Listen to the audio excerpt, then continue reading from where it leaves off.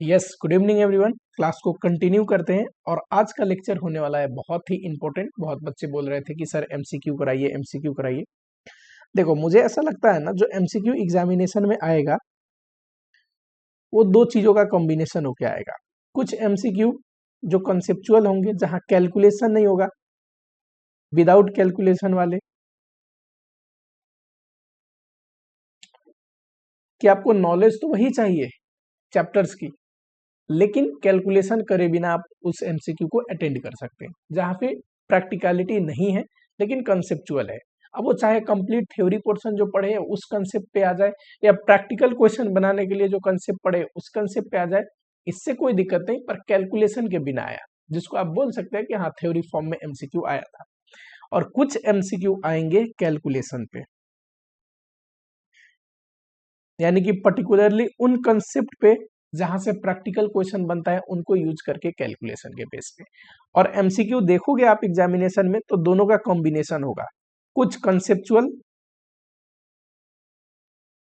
ठीक, ये practical and theory दोनों ही पोर्शन से पूछ सकते हैं, जो मैंने पढ़ाया था practical portion and theoretical portion, लेकिन यहाँ पे कैलकुलेशन नहीं करना होगा। और कुछ कैलकुलेशन जो कि प्रैक्टिकल कंसेप्ट से पूछा जाएगा। ठीक है, अगर मैं बात करूं, आईसीएआई के बुक में भी कुछ एमसीक्यू प्रोवाइडेड है, लेकिन उसमें 90% एमसीक्यू थ्योरेटिकल है।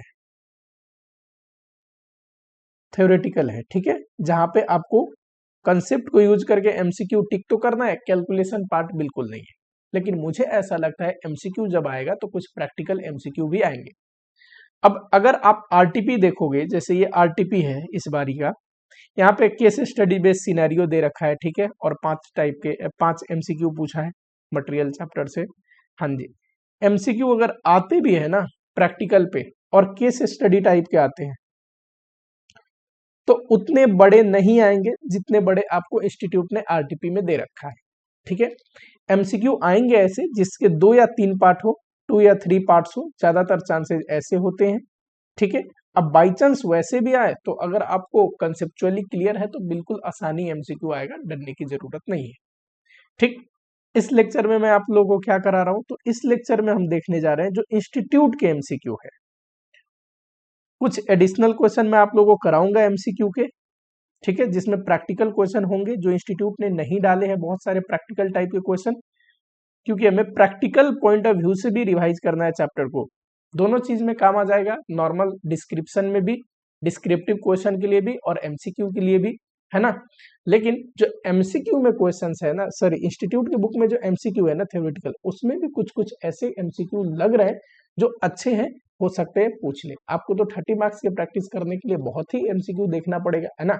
सबसे मेन चीज क्या है कि एमसीक्यू का प्रैक्टिस से भी ज्यादा जरूरी है ना आपको कंसेप्ट क्लियर होना। मैं ये दावे के साथ बोल सकता हूं, जिस बच्चे का कंसेप्ट बिल्कुल अच्छे से क्लियर है ना, वो एमसीक्यू अच्छा ही अटेंड करेगा, चाहे वो फर्स्ट टाइम ही क्वेश्चन क्यों ना देख रहा हो। ठीक है, तो कैलकुलेशन ठीक है, कैलकुलेशन ऐसे ही होता है, एकदम बेसिक कंसेप्ट पे आएगा, बस आपको कंसेप्ट क्लियर होना जरूरी है। आप एमसीक्यू देखोगे भी तो वहां हो सकता है जाओगे तो नए टाइप के क्वेश्चन आए, बट नए टाइप के क्वेश्चन आएंगे कहां से, कंसेप्ट के ऊपर ही तो आएंगे। तो कंसेप्ट क्लियर होना प्राइमरी ऑब्जेक्टिव होना चाहिए। ठीक है, इस वीडियो में आईसीआई के बुक का सारा एमसीक्यू एक जगह मैं करा दे रहा हूं। ठीक है, और एडिशनल एमसीक्यू का जो वीडियो है आएगा आगे। ठीक है, चलिए, आपको ध्यान होगा चैप्टर नंबर 1 जो है, चैप्टर नंबर 1 का एमसीक्यू मैंने थ्योरी लेक्चर पढ़ाते टाइम ले लिया था। ठीक है, जब मैंने चैप्टर नंबर 1 पढ़ाया था, यहाँ पे एमसीक्यू होगा आप लोगों को जो बुक मिलेगा उसमें। अच्छा, ये पीडीएफ नोट जो भी मैं डेली क्लास डाल रहा हूँ, ये पीडीएफ नोट कहाँ मिलेगी, तो टेलीग्राम पे मिलेगी। टेलीग्राम का लिंक मैं डाल दूंगा डिस्क्रिप्शन में। ठीक है, आ जाओ जरा चैप्टर नंबर 1। अब जो बच्चे ने अगर थ्योरी लेक्चर देखा नहीं है वो वाला, तो उनके लिए फटाफट से 1 मिनट के अंदर मैं एमसीक्यू टिक करा देता हूँ, फिर चैप्टर नंबर 2 से आएंगे, उसमें थोड़ा डिटेल डिस्कशन करके करेंगे। ठीक है, ये मैंने करा रखा है थ्योरी रिवीजन के फर्स्ट लेक्चर जो है, जिसमें चैप्टर नंबर 1 पढ़ाया था उसके अंदर। ठीक, चलो तब भी फटाफट से देख लेते हैं, आप लोगों के लिए रिवीजन हो जाएगा। Anything for which separate cost is required, जिसका भी सेपरेट कॉस्ट हम निकालते हैं उसको कॉस्ट ऑब्जेक्ट बोलते हैं। कॉस्ट ऑब्जेक्ट कोई प्रोडक्ट भी हो सकता है, सर्विस भी हो सकता है, प्रोसेस भी हो सकता है, ठीक। विच of the following is true about cost control. देखो कॉस्ट कंट्रोल क्या करेक्टिव फंक्शन है? नहीं, ये तो कॉस्ट रिडक्शन का काम है। Challenge all the stuff standard, नहीं, ये क्या है? कॉस्ट रिडक्शन का काम है। In when the target is achieved, बिल्कुल सही, ठीक है। It is concern with future, नहीं, पास्ट एंड प्रेजेंट डेटा को यूज करता है। प्रेजेंट एंड फ्यूचर डेटा को यूज करने वाला क्या है? Cost reduction. ये चीज आप लोगों को कॉस्ट कंट्रोल और कॉस्ट रिडक्शन का डिफरेंस में पढ़ा रखा है, ठीक है। जो भी करेक्ट आंसर है आपके लिए मैंने क्या किया है, करेक्ट आंसर को बोल्ड में करा दिया है कि आप लोगों को इंस्टीट्यूट के बुक खोल को अगर आप प्रैक्टिस कर रहे हो तो दोबारा ना देखना पड़े आंसर, आपको यहीं पे पता चल जाए, ठीक है। पावर सेक्टर में जो कॉस्ट यूनिट यूज होता है किलोवाट आवर, इसमें मेरे बताने लायक कुछ नहीं है। प्रोसेस कॉस्टिंग कहाँ पे यूज होता है? जहां गुड्स दो या दो से ज्यादा प्रोसेस होकर गुजरते हैं, जनरली केमिकल हो गए या फिर ऑयल रिफाइनरी हो गई, सॉफ्ट मैन्युफैक्चरिंग हो गई, यहाँ पे गुड्स दो या दो से ज्यादा प्रोसेस होकर गुजरते हैं तो इन सेक्टर में प्रोसेस कॉस्टिंग यूज होता है। Which of the following is not true, यानी कि गलत है about cost control and cost reduction, ठीक है। Cost control attend lowest possible cost under best condition, यही गलत है। एग्जिस्टिंग कंडीशन पढ़ा था आपको, एग्जिस्टिंग कंडीशन को ध्यान में रखते हुए, एग्जिस्टिंग स्टैंडर्ड जो हमने सेट किया उसको ध्यान में रखते हुए लोएस्ट पॉसिबल कॉस्ट अटेंड करने का काम किया है कॉस्ट कंट्रोल का, ठीक है। चलो ये सही है, cost control past and present पे फोकस करता है। कॉस्ट रिडक्शन करेक्टिव फंक्शन, ये भी सही है। और कॉस्ट कंट्रोल एंड हो जाता है जब टारगेट अचीव हो जाए, ठीक। चलो और सारे सही है, बस पहला वाला क्या था? इनकरेक्ट। आगे आइए, आईटी अगर कॉस्ट अकाउंटिंग में ऐड कर दिया जाए, इंफॉर्मेशन टेक्नोलॉजी आईटी का यूज किया जाए तो क्या ऐसा चीज है जो इंक्लूड नहीं होगा? ये भी मैंने आपको बता रखा था। देखो आईटी आने के बाद इंटीग्रेशन ऑफ वेरियस डिपार्टमेंट हो जाएगा, है ना। मैंने आपको बिग बाजार या फिर कोई भी ऐसी रिटेल का मैंने एग्जांपल दिया था जहां पे अगर आप जाते हैं तो वहां सारे ही डिपार्टमेंट इंटीग्रेट रहते हैं। अगर एक जगह पे कोई आइटम स्टॉक आउट हो गया तो वो चेक करके बता देते हैं कहीं और है क्या, ठीक। तो आईटी आने से reduction in multiplicity of document हो जाएगा, कस्टमाइज रिपोर्ट निकाल सकते हैं, बिल्कुल। लेकिन ये नहीं होगा, stock need to be reconcile with goods receive note, ये करने की जरूरत नहीं पड़ेगी। अच्छा, अ टैक्सी प्रोवाइडेड मिनिमम इतना चार्ज करता है, ये तो क्या है? फिक्स। और ये क्या है? पर किलोमीटर 12 वेरिएबल।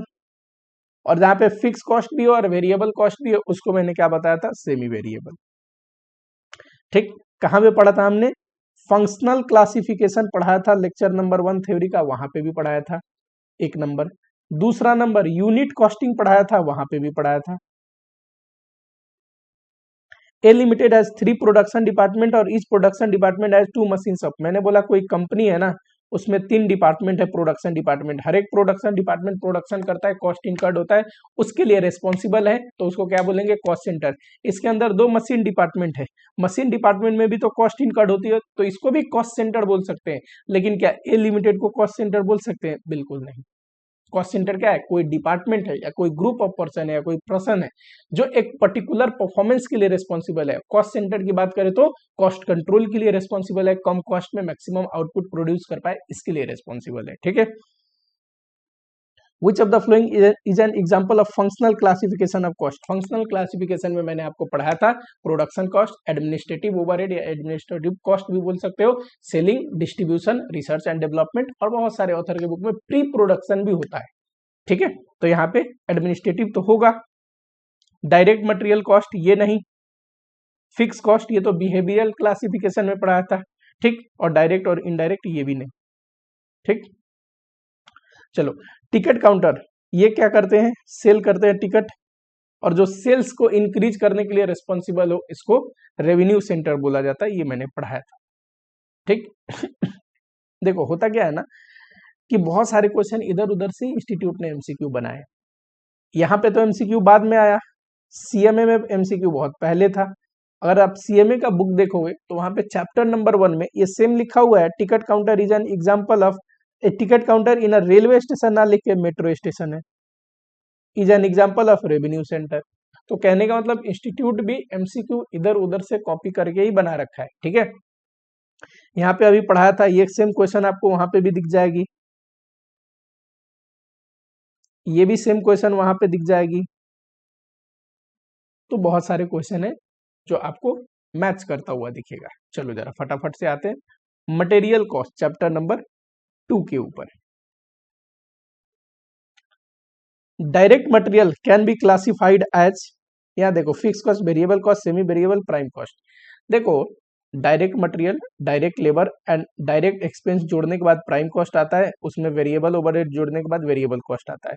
करेक्ट, यही पढ़ा है, बताओ फटाफट से। तो जो डायरेक्ट मटेरियल है वो प्राइम कॉस्ट का भी पार्ट है, वेरिएबल कॉस्ट का भी पार्ट है। पर कॉस्ट क्लासिफिकेशन की बात करें तो वेरिएबल कॉस्ट एक क्लासिफिकेशन में आता है, बिहेवियरल क्लासिफिकेशन ऑफ कॉस्ट में। प्राइम कॉस्ट को एज सच क्लासिफिकेशन में नहीं लेते हम लोग, है ना, प्राइम कॉस्ट को आपको नहीं पढ़ा है। तो अगर बोलता ना direct cost is a part of, तो होता प्राइम कॉस्ट भी, वेरिएबल कॉस्ट भी, तब ऑप्शन कुछ और होते। पर कैन बी क्लासिफाइड एज बोले ना तो वेरिएबल कॉस्ट मानना है, ठीक है। अगर बोलता है इज अ पार्ट ऑफ तो बोल सकते थे प्राइम कॉस्ट, तब बोल सकते थे हाँ वेरिएबल कॉस्ट का भी पार्ट है एंड प्राइम कॉस्ट का भी पार्ट है। एक ऑप्शन चूज करना होता तो is a part of a prime cost choose करते, ठीक है। इन most of the industry most important element of cost is, देखो इंडस्ट्री दो टाइप के हो सकते हैं, एक मैन्युफैक्चरिंग और दूसरा सर्विस। सर्विस के लिए एम्प्लॉई और employee cost main element of cost होते हैं, एंड मैन्युफैक्चरिंग के लिए material cost major element of cost होता है। और ज्यादातर देखोगे आप मैन्युफैक्चरिंग इंडस्ट्री है, तो इसीलिए in most of the industry जो मोर एलिमेंट, मोस्ट इंपोर्टेंट जो एलिमेंट है कॉस्ट का वो क्या है, material cost.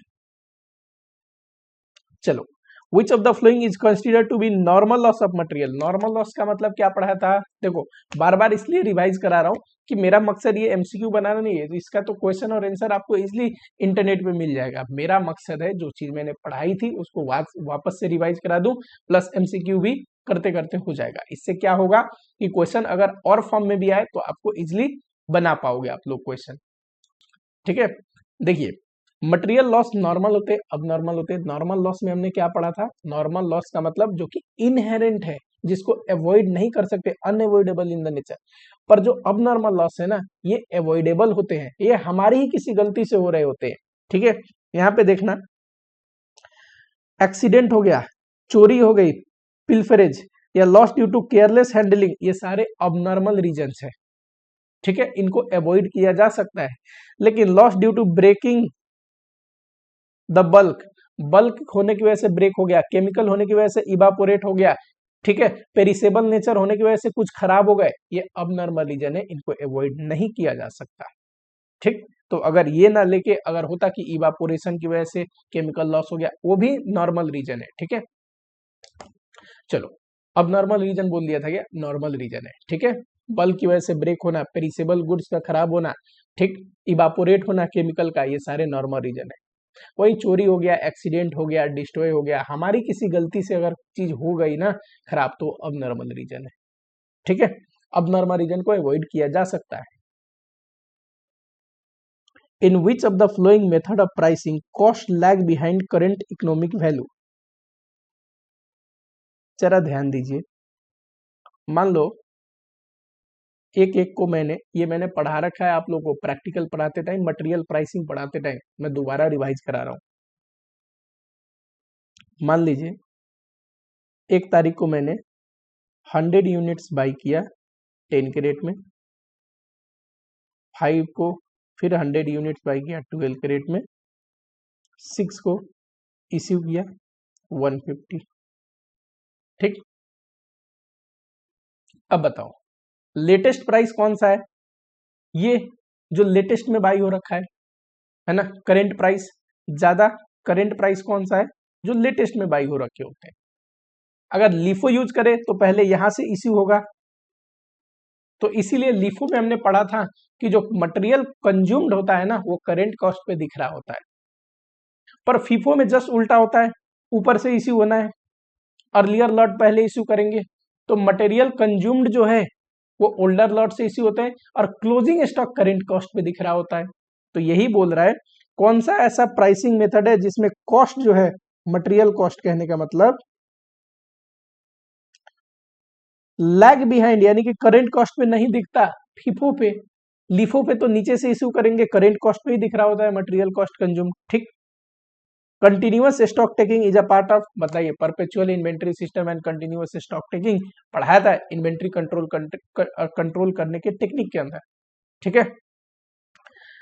And periodic inventory system में पीरियोडिक स्टॉक टेकिंग होता है, ये भी आप लोगों को बताया था वहां पे, ठीक है। आइए, in which of the following method issue of material as price at a predetermined rate. देखो, मटेरियल प्राइसिंग के 3 मेथड मैंने बताए थे, याद करिए। जो बच्चा मेरे से नहीं पढ़ा है उसको एक बार याद आ जाए ये चीजें, इसलिए मैं बार बार लिखा रहा हूं। पहला कॉस्ट प्राइस मेथड, दूसरा average price method, third notional price method. Notional में था स्टैंडर्ड यानी कि प्री डिटरमाइंड रेट पे मटेरियल की वैल्यूएशन करेंगे, एक था इन्फ्लेटेड और तीसरा था मार्केट, मार्केट में रियलाइजेबल एंड रिप्लेसमेंट पढ़ाया था, ठीक है। प्री डिटरमाइंड रेट किस पे पढ़ाई थी, तो प्री डिटरमाइंड रेट पे वैल्यूएशन करना पड़ा था स्टैंडर्ड वाले पे, ये चीज मैंने एक्सप्लेन कर रखी है। Standard price method, standard price method notional price method का ही एक तरीका है। When material price fluctuate widely, the method of pricing that give observe मतलब इलॉजिकल, गलत वैल्यूएशन दे देगा, रिजल्ट गलत रिजल्ट दे देगा। देखो, एक होता है एवरेज में सिंपल एवरेज और एक होता है weighted average, correct. Simple average में सिर्फ प्राइस का एवरेज लेते हैं, वेटेड एवरेज में प्राइस और क्वांटिटी दोनों का एवरेज करते हैं, करेक्ट। सिंपल एवरेज कहां पे यूज करते हैं ये मैंने बताया था आपको, जहां पे लॉट साइज क्या हो, सिमिलर हो एंड प्राइस ज्यादा फ्लक्चुएट ना कर रहा हो तो सिंपल एवरेज यूज कर सकते हैं। प्राइस अगर ज्यादा फ्लक्चुएट करता है तो हमें वेटेड एवरेज यूज करना चाहिए, ठीक। तो अगर प्राइस वाइडली फ्लक्चुएट होने पे गड़बड़ दे देगा तो कौन सा वो मेथड है, simple average. When price fluctuate widely, the method will smooth out the effect of fluctuation, smooth out कर देगा, यानी कि वहां पे यूज करनी चाहिए हमें, तो ये है वेटेड एवरेज। FSN एनालिसिस में बताया था fast moving, slow moving and non moving, fast moving, slow moving, non moving. Frequency of issue या फ्रीक्वेंसी ऑफ यूज के बेसिस में मटेरियल को 3 भाग में क्लासिफाई कर सकते हैं, याद करो। तो यही बोल रहा है inventory is classified on the basis of frequency of usage, ठीक ठीक है, आसान है बिल्कुल। वॉल्यूम से कोई लेना देना नहीं है, क्रिटिकल वैल्यू से कोई लेना देना नहीं है। ज्यादातर क्रिटिकलिटी होते हैं कि जो फ्रीक्वेंसी होता क्या है ना, कि जो ज्यादा फ्रीक्वेंट यूज होते हैं वो थोड़े क्रिटिकल भी होते हैं, लेकिन जो मेन लाइन है वो है फ्रीक्वेंसी ऑफ यूज। जो ज्यादा फ्रीक्वेंट यूज हो रहा है वो फास्ट मूविंग है, नाम ही देखो क्या है, मूविंग वर्ड लगा है, fast moving, slow moving, non moving. Value से भी कोई लेना देना नहीं है, ठीक है। Form use for making former request to purchase department to purchase material, बताओ स्टोर को मटेरियल खत्म हो गया, परचेज डिपार्टमेंट को बोल रहा है कि भैया मटेरियल परचेज करिए, जो रिक्वेस्ट भेजता है ना जिस फॉर्म को यूज करके, उसको क्या बोलते हैं, परचेज रिक्विजिशन, ठीक है। Bill of material, purchase requisition, material requisition, तीनों पढ़ाया था मैंने, ठीक है, याद रखना। एम्प्लॉय कॉस्ट पे आते हैं।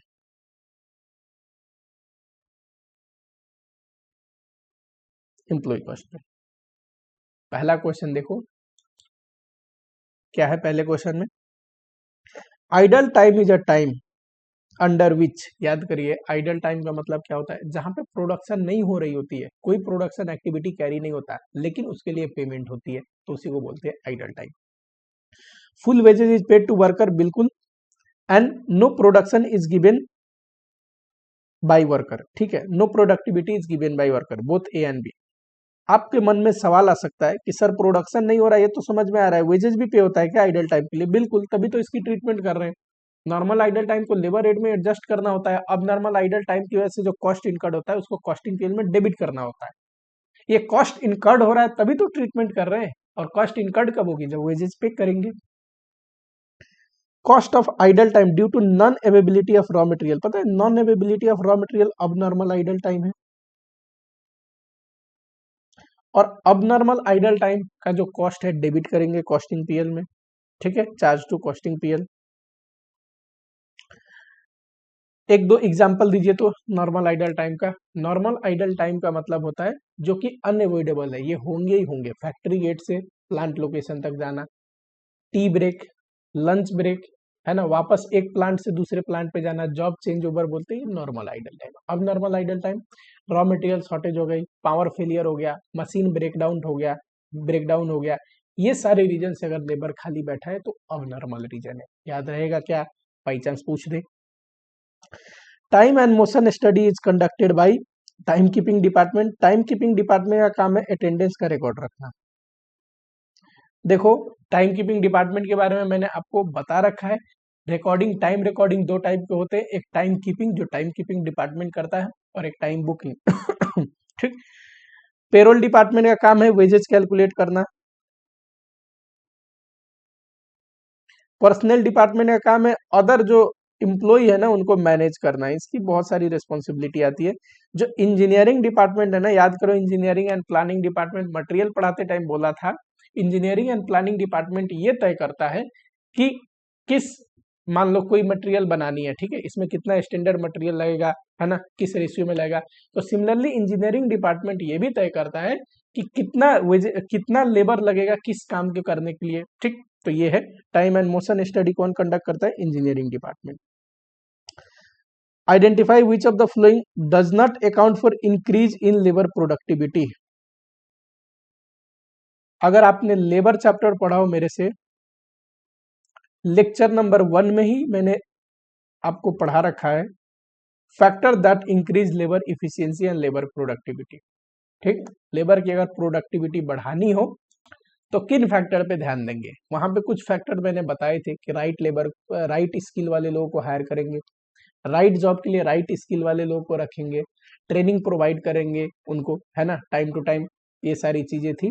मोटिवेशन प्रोवाइड करेंगे। तो यहाँ देखो, लेबर की productivity job satisfaction, motivation and proper supervision and control से तो इंक्रीज होगी, लेकिन हाई लेबर टर्नओवर, इससे लेबर की प्रोडक्टिविटी थोड़ी ना इंक्रीज होगी, बल्कि बोलोगे तो प्रोडक्टिविटी डिक्रीज ही होगा। बार बार नया नया लेबर आएगा, उसको सिखानी पड़ेगी, उसकी प्रोडक्टिविटी इनिशियल स्टेज में खराब ही रहेगा। ठीक, पर ये जो है अगर जॉब सेटिस्फेक्शन बढ़िया है तो लेबर ज्यादा प्रोडक्टिव होगा। मोटिवेशनल वर्कर्स, मोटिवेटिंग वर्कर्स हैं तो अच्छे से काम करेंगे, ज्यादा मेहनत करके काम करेंगे। Labour turnover is measured by, labour turnover को मेजर करने का 3 मेथड है, replacement, separation and flux. Correct. Number of person replace divide by average number of worker, ये तो रिप्लेसमेंट का फॉर्मूला है, ये करेक्ट है। Number of separation divide by number of worker at the beginning, ये तो गड़बड़ है, ये किसी का भी फॉर्मूला नहीं है। क्या सेपरेशन का ऐसा था क्या, नहीं, सेपरेशन का था number of separation divide by average number of employee into 100, तो परसेंटेज में कन्वर्ट करने के लिए करते हैं। ठीक है। Number of replacement plus number of separation divide by number of person at beginning, ये भी गड़बड़ है, ये भी किसी का फॉर्मूला नहीं है।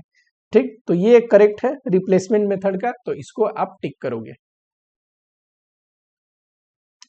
टाइम बुकिंग, अब देखो टाइम रिकॉर्डिंग का 2 तरीके होते हैं, एक टाइम कीपिंग होता है, एक टाइम बुकिंग। टाइम कीपिंग का मतलब अटेंडेंस रिकॉर्ड करना, वेजेस कैलकुलेट करने के लिए। टाइम बुकिंग का मतलब एक जॉब पे एक इंसान कितना कितना घंटा काम किया है ये रिकॉर्ड करना, यूटिलाइजेशन पॉइंट ऑफ व्यू से, कॉस्ट कैलकुलेशन के लिए किया जाता है।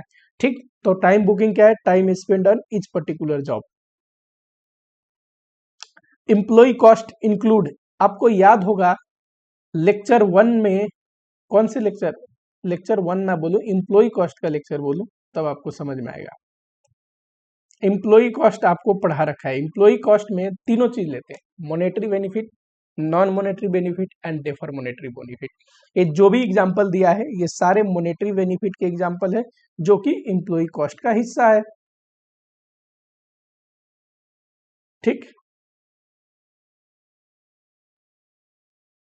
चलो आगे देखो, अगला क्वेश्चन है, if time save is less than 50% of standard time, then the wages under Rowan and Halsey plan on the comparison give. देखो, स्टैंडर्ड टाइम का ना टाइम सेव अगर 50% है एग्जैक्ट, तो दोनों में बोनस सेम ही आता है, यानी कि दोनों का वेजेस सेम आता है। इससे अगर कम होने लगेगा ना तो देखोगे आप रोवन में हायर बोनस आएगा, हायर वेजेस आएगा इसका मतलब। एंड इससे अगर ज्यादा हो ना तो आप देखोगे हलसे में बोनस ज्यादा आएगा, तो यानी कि हलसे का वेजेज ज्यादा आएगा, तो इसीलिए लिखा है अगर 50% से कम है तो देखोगे wages, more wages to worker under Rowan scheme then Halsey scheme, ये एब्सोल्युटली करेक्ट बोल रहा है। 50% पे दोनों का बराबर होता है, 50 से कम में रोवन में ज्यादा वेजेज आएगा, 50 से अगर ज्यादा लेते हो तो किस में आएगा, हलसे में ज्यादा आएगा। एक एग्जांपल करके बता दूं आपको कि याद ना करना पड़े,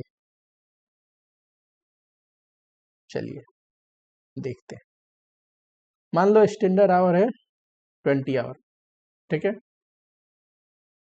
टाइम सेव है 8 आवर, एक्चुअल आवर है 12 आवर, और जो रेट है ना गारंटेड वेजेस का वो है 10, करेक्ट। अब देखिए अगर हलसे के अनुसार करें तो actual our into rate plus time save into rate और इसका 50%, यही आएगा वेजेज, बताओ।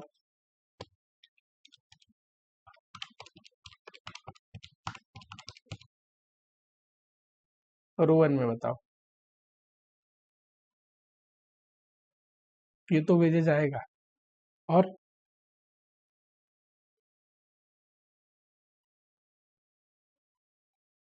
बताइए,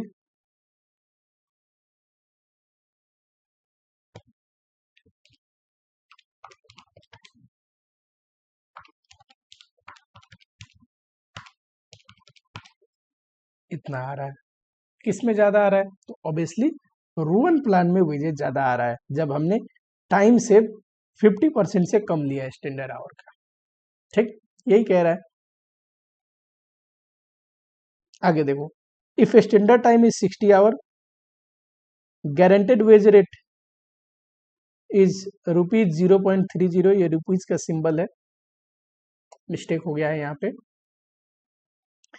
amount of wages under one plan if job is completed, actual our लिया है 48, तो आप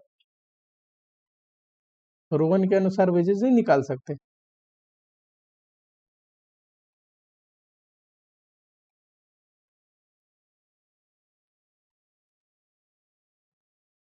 करिए,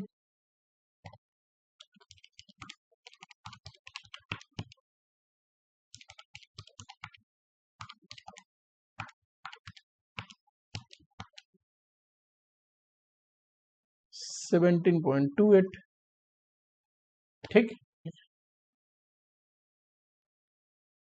important factor for control of employee cost control करना हो तो कौन कौन से इंपोर्टेंट फैक्टर है जरा देखें।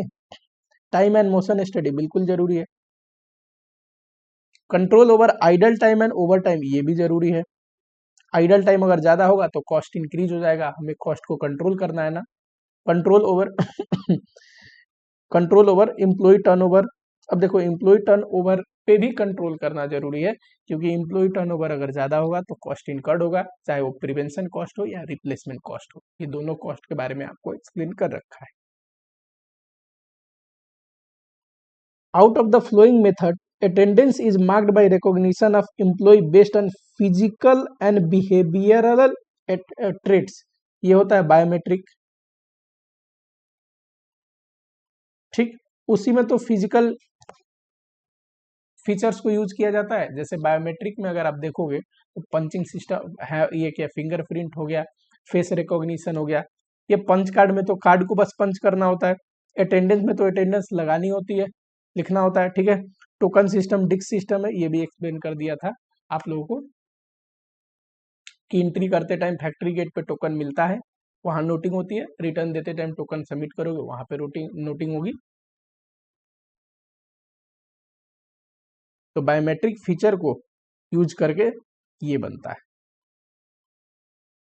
ओवरहेड ऑब्जर्प्शन बेस्ड कॉस्टिंग, चलिए ओवरहेड चैप्टर को देखते हैं। लिखा है fix cost are not affected in monetary term during a given period by change in output, but this statement hold provided, यहां देखिए जरा, फिक्स कॉस्ट को प्रोडक्ट पे चार्ज कैसे करते हैं, प्रोडक्ट पे चार्ज करते हैं रिकवरी रेट के बेसिस पे, करेक्ट।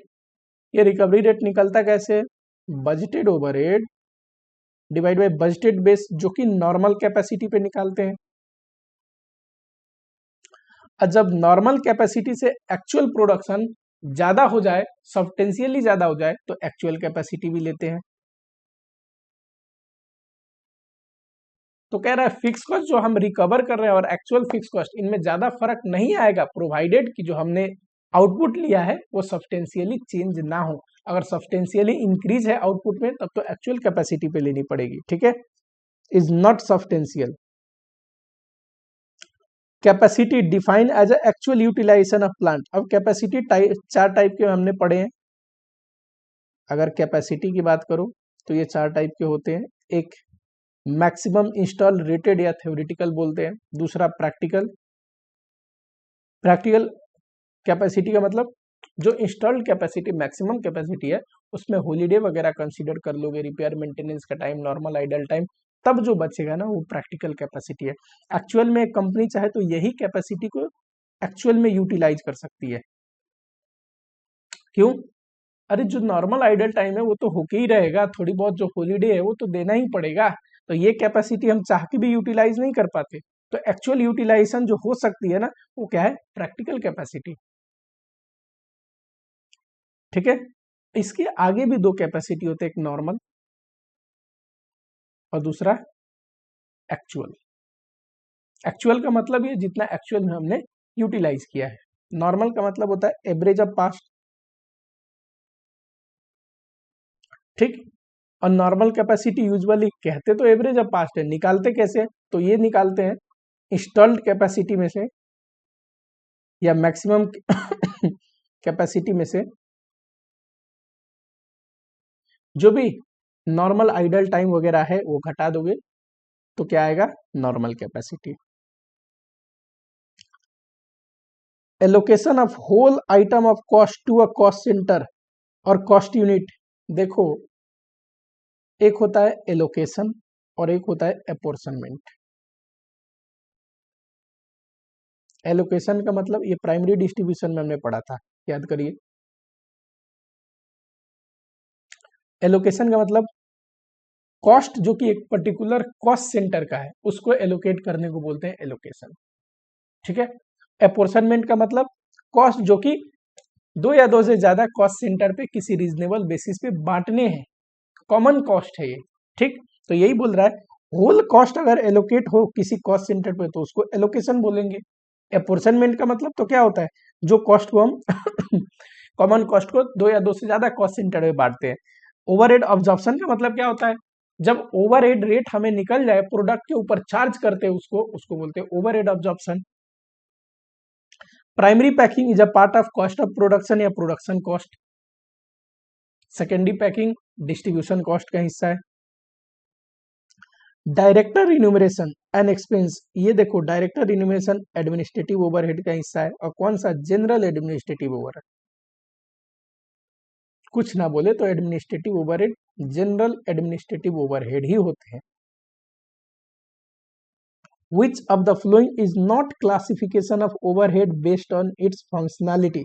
जरा बताइए फंक्शनैलिटी के बेसिस पे ओवरहेड कैसे क्लासिफाई होंगे? Administrative overhead, selling overhead, distribution overhead, यही होने चाहिए। यहाँ पे फैक्ट्री ओवरहेड, यहाँ पे फैक्ट्री ओवरहेड है, एडमिनिस्ट्रेटिव भी है, सेलिंग भी है। चलो डिस्ट्रीब्यूशन का तो ऑप्शन ही नहीं है। लेकिन फिक्स एंड वेरिएबल ये तो नहीं होना चाहिए। क्यों? ये तो बिहेवियर के बेस पे क्लासिफिकेशन है, ये एक्टिविटी या बिहेवियर के बेसिस पे हो गया। फंक्शनैलिटी के बेसिस पे ये होते हैं, ठीक। एक और होता है R&D को भी अलग से हम लिखते हैं, ठीक। बैड डेप्ट इज एन एग्जांपल ऑफ बताइए बैड डेप्ट का ट्रीटमेंट पढ़ाया था ओवरहेड चैप्टर के थ्योरी में, और मैंने बोली थी दो व्यू है। एक व्यू कहता है फाइनेंशियल लॉस है, दूसरा व्यू करता है अगर कॉस्टिंग में लेना है, नॉर्मल कोर्स ऑफ बिजनेस मानना है तो सेलिंग से रिलेटेड खर्चा है तो सेलिंग ओवरहेड में डालेंगे। तो यहाँ पे ऑप्शन है सेलिंग ओवरहेड, ठीक है। अभी तक आपने देखा जो भी हम पढ़ चुके हैं उसको अगर ध्यान देके आप यूटिलाइज करेंगे उस कंसेप्ट को तो बिल्कुल सारे एमसीक्यू बनेंगे, ठीक है। चलो, normal capacity of plant refers to difference between maximum and practical capacity बिल्कुल नहीं। देखो नॉर्मल कैपेसिटी होता क्या है, कहाँ अभी कैपेसिटी पढ़ा रहा था ना आपको कहीं पे, ये रहा। नॉर्मल कैपेसिटी होता क्या है, इंस्टॉल कैपेसिटी में से नॉर्मल आइडल टाइम अगर घटा दो, आइडल टाइम घटा दो जैसे कि, या फिर प्लांट मेंटेनेंस वगैरह, ये खुद ही नॉर्मल आइडल टाइम ही है। प्लांट मेंटेनेंस वगैरह घटा दो, नॉर्मल प्लांट मेंटेनेंस वगैरह, तो ये आते हैं नॉर्मल नॉर्मल कैपेसिटी। ठीक, लीव वगैरह होगा वो भी कंसिडर किया जाता है।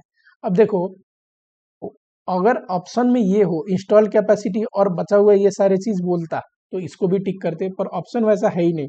ऑप्शन में क्या है, ऑप्शन में प्रैक्टिकल एंड नॉर्मल का डिफरेंस ये भी गलत है, मैक्सिमम एंड एक्चुअल का डिफरेंस ये भी गलत है। Practical capacity and estimated idle time as reveal by long term trend, ये सही है। क्यों, प्रैक्टिकल कैपेसिटी, अब देखो यहाँ पे छोटी सी मिस्टेक क्या है ना, प्रैक्टिकल कैपेसिटी में तो खुद ही नॉर्मल आइडल टाइम और सारे लीव वीव घटाने के बाद आया होता है ना। प्रैक्टिकल और नॉर्मल में माइनर से ही डिफरेंस आती है। ठीक, लेकिन अगर बोल रहा है प्रैक्टिकल कैपेसिटी तो यानी कि लीव वगैरह घट चुका है और सारे नॉर्मल आइडल टाइम घट चुका है और कुछ और नॉर्मल एस्टिमेटेड आइडल टाइम है वो भी घट जाए तो नॉर्मल कैपेसिटी आ जाएगी। चलो, difference between actual factory overhead and observe factory overhead, under over recovery बोलते हैं इसको। अंडर ओवर रिकवरी मिनिमम कब आएगा, जब नॉर्मल कैपेसिटी पे हम ओवरहेड रेट निकालेंगे। If overhead rate determined at a normal capacity.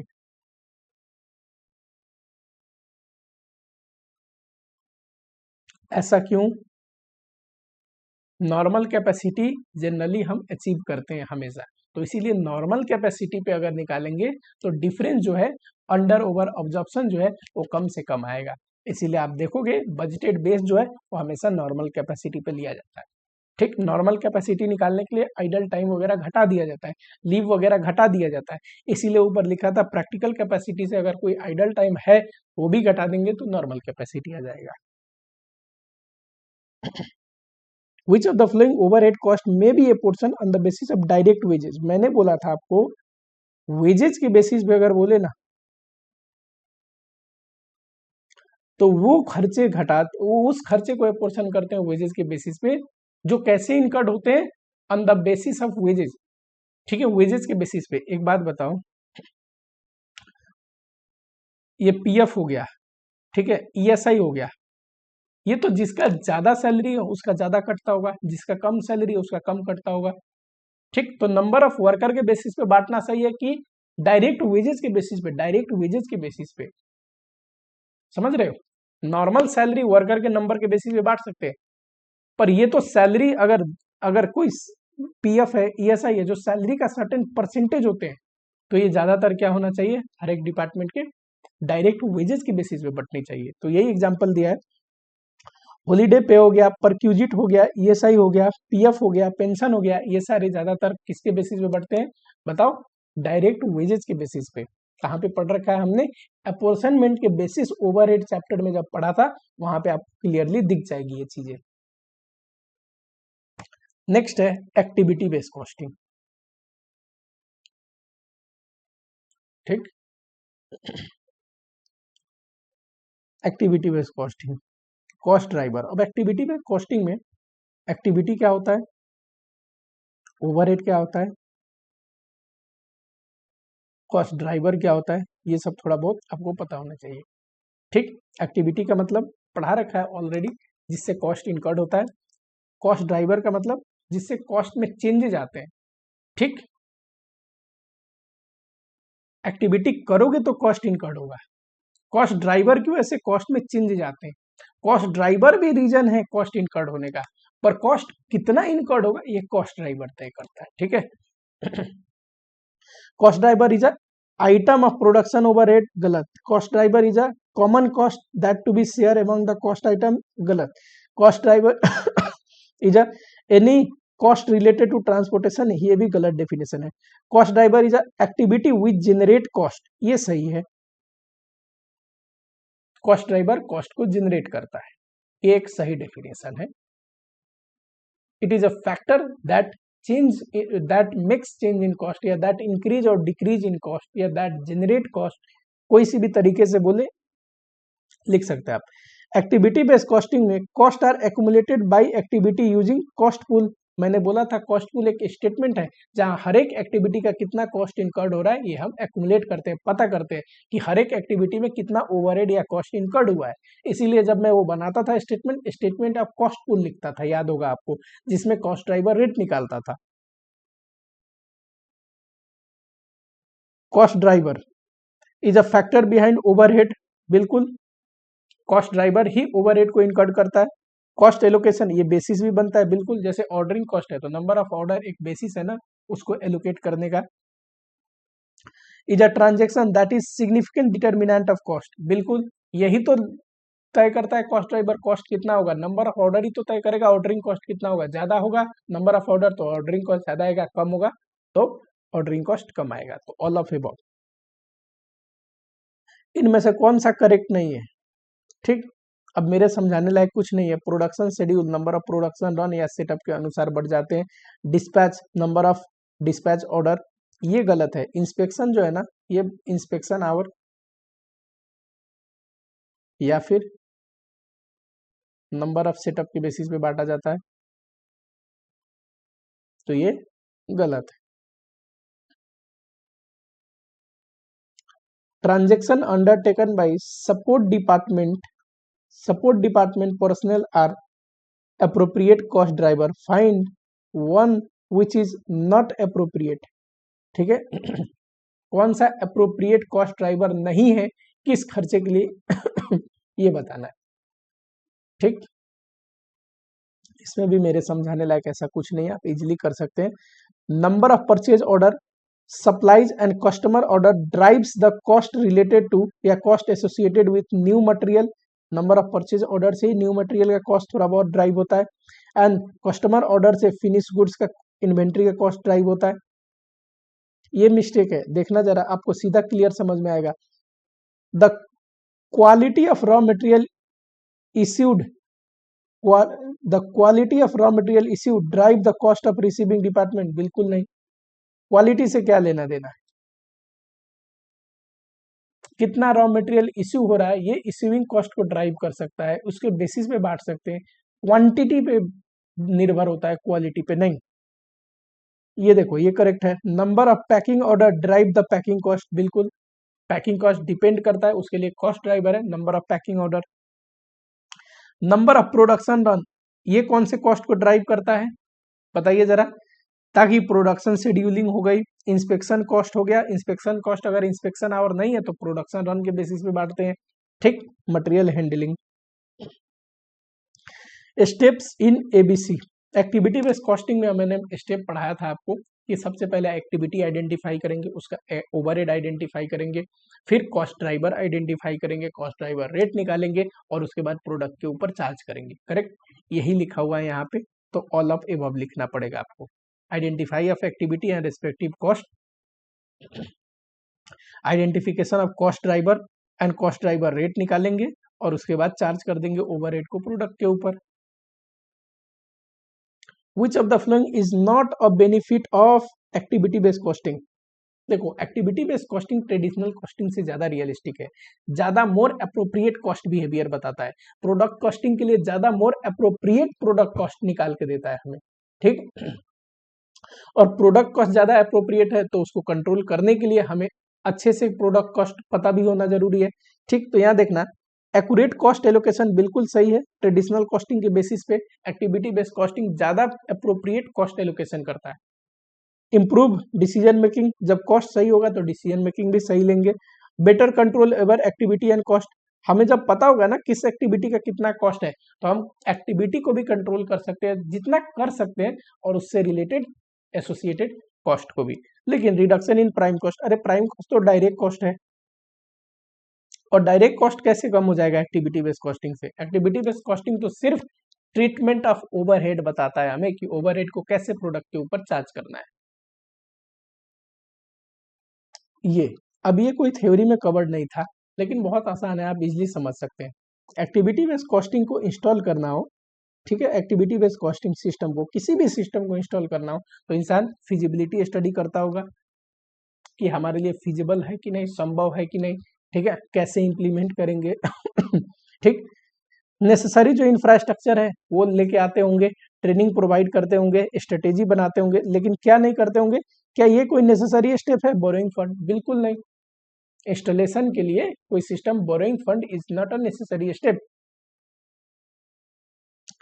अब ये भी ऐसा थ्योरी है जो खुद से आप टिक कर सकते हैं, इसको कंसेप्ट से दूर दूर तक कोई लेना देना नहीं है। बहुत बेसिक थ्योरी पे भी आते हैं जो बिल्कुल पूछना तो नहीं चाहिए ऐसे, बट क्या कर सकते हैं। कौन सा स्टेटमेंट करेक्ट है जरा? Activity based management involves activity analysis and performance measurement, ये तो करेक्ट है, क्योंकि एक्टिविटी बेस्ड मैनेजमेंट है तो एक्टिविटी के एनालिसिस तो इन्वॉल्व करता ही होगा। Activity based costing solve a major source of information in activity based management, ये भी सही है। एक्टिविटी बेस्ड कॉस्टिंग से ही तो हमें इंफॉर्मेशन पता चलता होगा कौन से एक्टिविटी का कितना कॉस्ट इनकर्ड हो रहा है। Key element of activity based cost budgeting are, देखो एक्टिविटी बेस्ड बजटिंग अगर करना है ना, आपको ये पता होनी चाहिए कितने टाइप के एक्टिविटी परफॉर्म हो रहे हैं, कितना जो एक्टिविटी का वॉल्यूम है ये है, कितना एक्टिविटी से एसोसिएटेड कॉस्ट हो सकते हैं, ठीक, तो ये लिखा है type of activity, quantity, cost associated. Next देखिए कॉस्ट शीट, ठीक है, अगला जो चैप्टर है वो क्या है? Cost sheet. चलो जरा,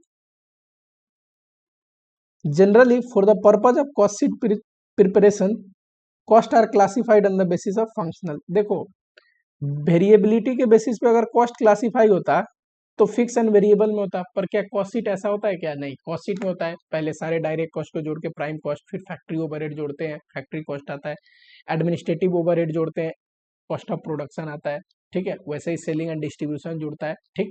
तो देखोगे अब फंक्शनल क्लासिफिकेशन, तो उसमें क्या होते हैं? फंक्शनल क्लासिफिकेशन में फैक्ट्री ओवरहेड का होता है हेड, एडमिनिस्ट्रेटिव ओवरहेड का, सेलिंग ओवरहेड का, डिस्ट्रीब्यूशन ओवरहेड का, और कॉस्ट शीट भी प्रेजेंटेशन करते टाइम ये सारे कॉस्ट को अलग से दिखाए गए होते हैं, तो फंक्शनल क्लासिफिकेशन है। Which of the flowing does not form part of prime cost? Prime cost का मतलब होता है डायरेक्ट कॉस्ट। अब इसमें सारे डायरेक्ट मटेरियल के item, direct labour and direct expense के आइटम आते हैं। कॉस्ट ऑफ प्राइमरी पैकिंग ये नहीं आएगा, ये तो कॉस्ट ऑफ प्रोडक्शन निकालते टाइम लेते हैं, और ये सारे आएंगे। देखो transportation paid to bring material to the factory, बिल्कुल मटेरियल कॉस्ट का पार्ट है। जीएसटी पेड ऑन मटेरियल और क्रेडिट अवेलेबल नहीं है, मटेरियल कॉस्ट का पार्ट है। Overtime paid to worker wages का पार्ट है, डायरेक्ट वेजेस का। A limited receive an order for which it purchase special frame, special frame हो, special drawing हो, स्पेशल सॉफ्टवेयर हो, hire purchase of special machinery हो, royalty paid हो, ये सारे किस चीज के एग्जांपल है? डायरेक्ट एक्सपेंस के। प्लांट सुपरवाइजर कहाँ पे काम करता है? फैक्ट्री में, तो इसका सैलरी फैक्ट्री ओवरहेड में जाएगा। ये डायरेक्टर लैपटॉप एडमिनिस्ट्रेटिव ओवरहेड में जाएगी, इससे related depreciation. Manufacture has set up a lab for testing a product, product testing से रिलेटेड खर्चा जो भी होगा उस लैब का या उस लैब में काम करने वाले जो लोग हैं क्वालिटी कंट्रोल में जाएगा। ऑडिट फी याद होगा आपको, administrative overhead general in nature में आपको पढ़ा रखा था डिटेल में। अगर आपने मेरी कॉस्ट शीट वाली वीडियो देखी हो फास्ट ट्रैक में, तो आपको कोई भी ऐसा कॉस्ट शीट का ये जो करा रहा हूं एमसीक्यू, इसमें दिक्कत नहीं आएगा। Salary paid to factory store, अब देखो यहाँ वर्ड ही आ गया क्लियरली, फैक्ट्री ओवरहेड आप इजिली आइडेंटिफाई कर सकते हैं। Canteen expense for factory worker, तो फैक्ट्री ओवरहेड में जाएगा। डिपेंड करता है कैंटीन किसके लिए बनी है, एडमिनिस्ट्रेटिव वर्कर के लिए, एम्प्लॉय के लिए बना है तो एडमिनिस्ट्रेटिव ओवरहेड का हिस्सा होगा। फैक्ट्री के वर्कर के लिए कैंटीन बनी है, फैक्ट्री वर्कर खाते हैं, फैक्ट्री ओवरहेड का पार्ट होगा। कंपनी पे रॉयल्टी, रॉयल्टी डायरेक्ट एक्सपेंस है, इसमें ज्यादा सोचने वाली कोई बात ही नहीं है। अगला है cost and cost accounting system. Non integrated system में क्या होता है? Cost accounting and financial accounting का सेपरेट बुक मेंटेन होता है, ठीक है। सेपरेट लेजर होते हैं, सेम लेजर नहीं, तो ये सेपरेट लेजर वाली एग्जांपल लोगे। नोशनल कॉस्ट बताइए, दो होते हैं, integrated, non integrated. Non integrated में कॉस्ट अकाउंटिंग का सेपरेट बुक मेंटेन होता है, और कॉस्ट अकाउंटिंग में नोशनल कॉस्ट का कंसेप्ट है। इंटीग्रेटेड में तो सेम ही बुक मेंटेन होता है, और मैंने बोला था जो फाइनेंशियल अकाउंटिंग का बुक है वही इंटीग्रेटेड में बनता है, तो वहाँ नेशनल कंसेप्ट नहीं, नोशनल कॉस्ट का कंसेप्ट नहीं है। ठीक, तो कॉस्ट अकाउंटिंग में, और कॉस्ट अकाउंटिंग सेपरेटली बनता किस में है, नॉन इंटीग्रल में। तो नोशनल कॉस्ट इंक्लूड भी करना हो ना, तो आपको दिखेगा नोशनल कॉस्ट नॉन इंटीग्रेटेड में, may be included in non integrated. Under non integrated system the account made to complete double entry. देखो नॉन इंटीग्रेटेड में हम वही लेजर खोलते हैं जो गुड्स के प्रोडक्शन एंड रेवेन्यू से रिलेटेड हो। बचे हुए जितने भी लेजर है जो डबल एंट्री के लिए जरूरत है पर खोलते नहीं है, उसके बदले क्या खोलते हैं, जनरल लेजर कंट्रोल अकाउंट या कॉस्ट लेजर कंट्रोल अकाउंट। याद है आपको, जैसे कि बैंक हो गया, डेटर हो गया, क्रेडिटर हो गया, ठीक है, इन सब के बदले क्या खोला जाता है, बताओ, जनरल लेजर कंट्रोल अकाउंट या फिर कॉस्ट लेजर कंट्रोल अकाउंट। अगला, integrated system of account are maintained. Integrated में क्या होगा, सेपरेट बुक नहीं, इन सेम बुक, हाँ जी। Under non integrated system of accounting purchase of raw material is debited. जब भी परचेज करेंगे स्टोर लेजर डेबिट होगा, और नॉन इंटीग्रेटेड है ना तो जीएलसी क्रेडिट होगा। तो डेबिट क्या होगा, स्टोर लेजर या मटेरियल कंट्रोल अकाउंट बोलते हैं या स्टोर लेजर कंट्रोल अकाउंट बोलते हैं। Under non integrated accounting system if material worthing 1500 are purchase for special job. अब जब भी स्पेशल जॉब के लिए परचेज करेंगे तो WIP कंट्रोल अकाउंट या फिर स्पेशल जॉब भी लिख सकते हैं, पर WIP कंट्रोल अकाउंट ज्यादा फेमस वर्ड है। डेबिट टू है क्या, नॉन इंटीग्रेटेड जीएलसी, ये एंट्री होगी। क्या लिखा है, which account will be debited, ये WIP या special job account. Which account is debited if material worthing 500 are return to vendor under non integrated. इसका नॉर्मल लेजर क्या होगा, मटेरियल रिटर्न हुआ तो creditor account debit to store ledger control account, पर non integrated है तो creditor का मतलब जीएलसी टू SLC। ठीक, जीएलसी बोलो या सीएलसी बोलो, कॉस्ट लेजर कंट्रोल बोलो या जनरल लेजर कंट्रोल बोलो, सेम ही बात है। Which of the following item is included in cost accounting. देखो नोशनल कॉन्सेप्ट का तो कॉन्सेप्ट होता है कॉस्ट अकाउंट में, लेकिन डोनेशन, ट्रांसफर टू रिजर्व, ये सारे फाइनेंशियल अकाउंट में आते हैं।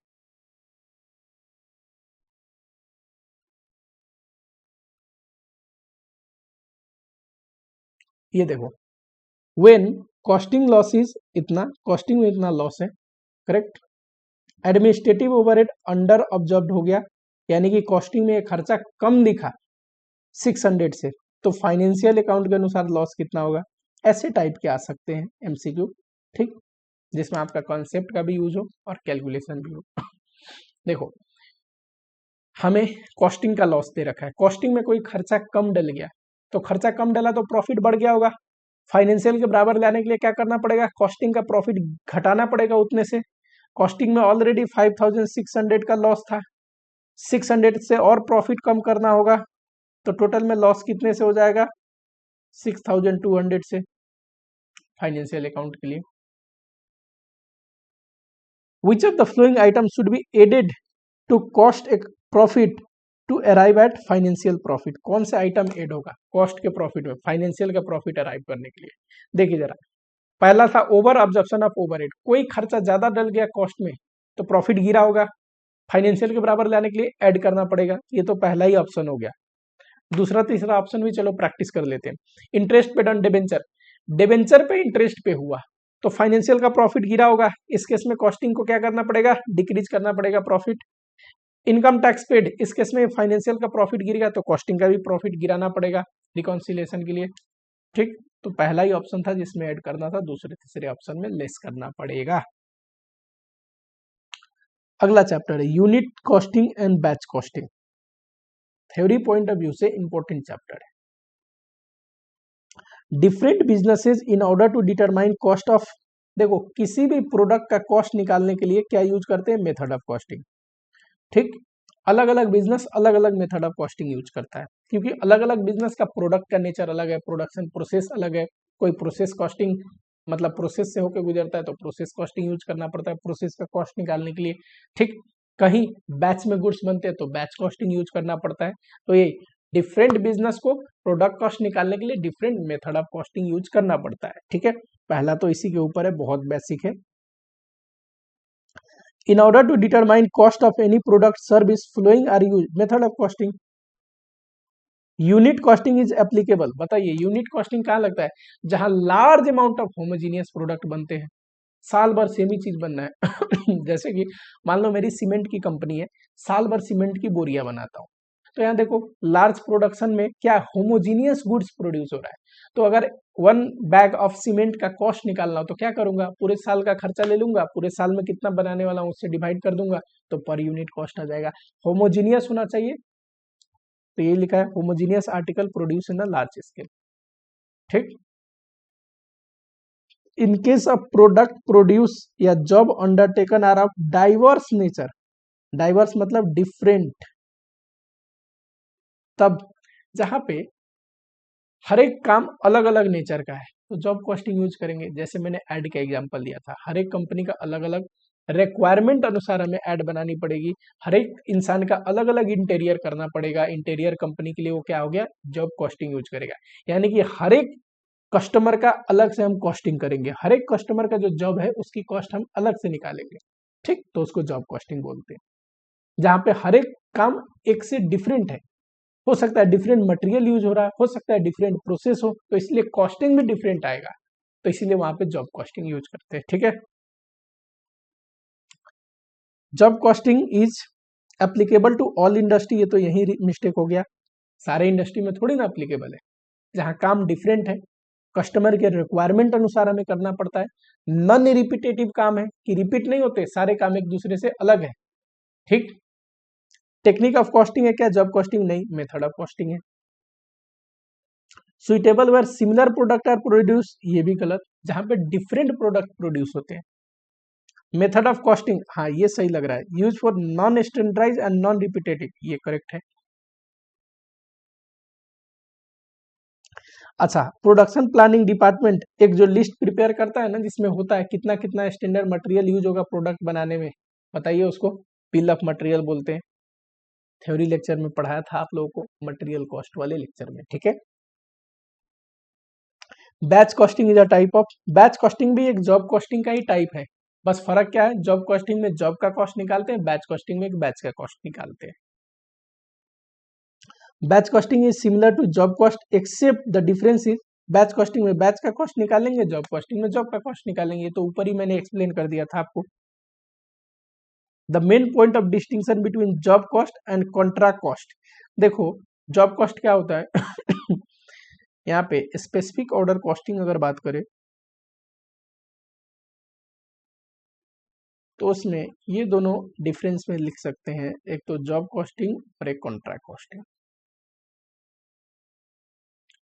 जॉब कॉस्टिंग क्या है, शॉर्ट टर्म नेचर के जॉब के लिए यूज होता है। कॉन्ट्रैक्ट कॉस्टिंग ये भी स्पेसिफिक ऑर्डर कॉस्टिंग है, कस्टमर के रिक्वायरमेंट अनुसार ही तो बनाते हैं, लेकिन long term nature of contract होता है।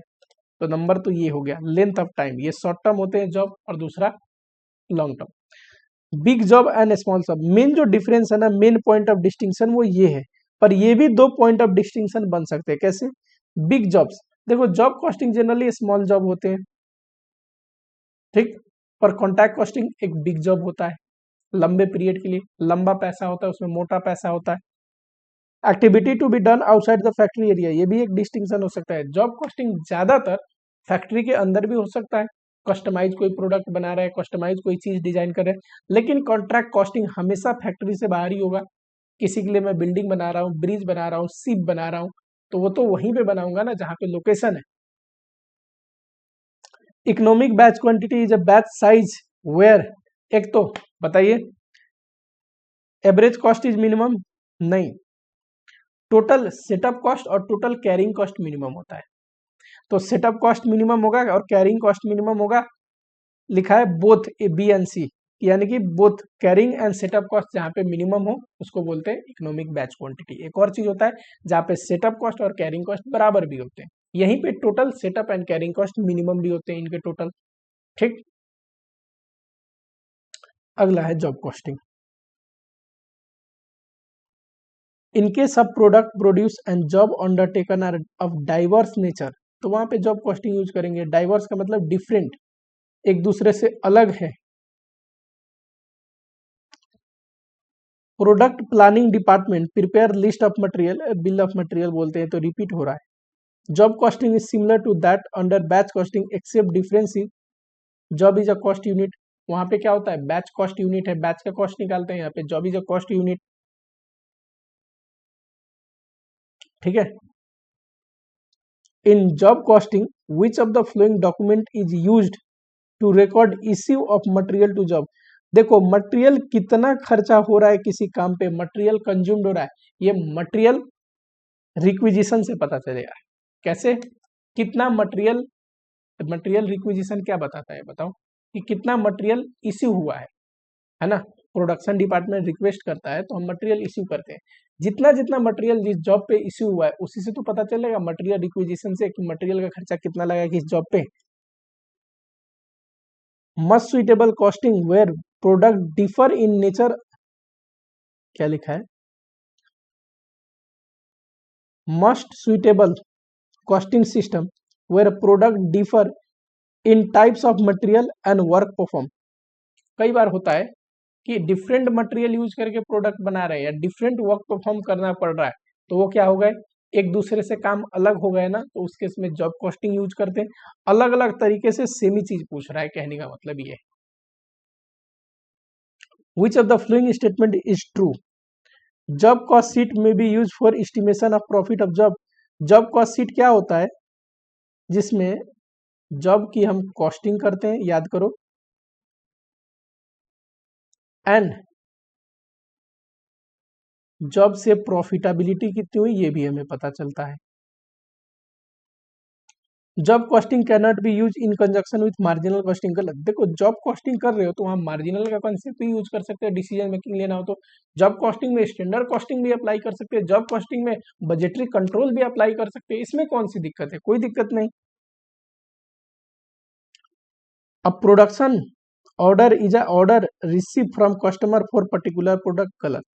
एक होता है प्रोडक्शन ऑर्डर, ठीक, जो हमारा रेगुलर प्रोडक्ट का होता है ना,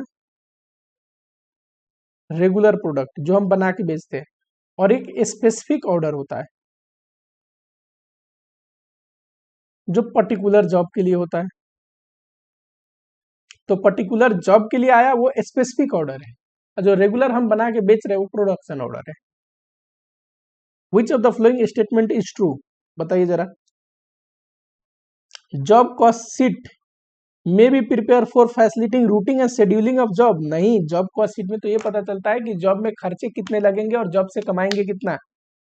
job costing can be suitable use for concern producing uniform, नहीं, गलत गलत गलत। नॉन रिपीटेटिव, एक दूसरे से डिफरेंट जो काम हो उसमें जॉब कॉस्टिंग यूज कर सकते हैं।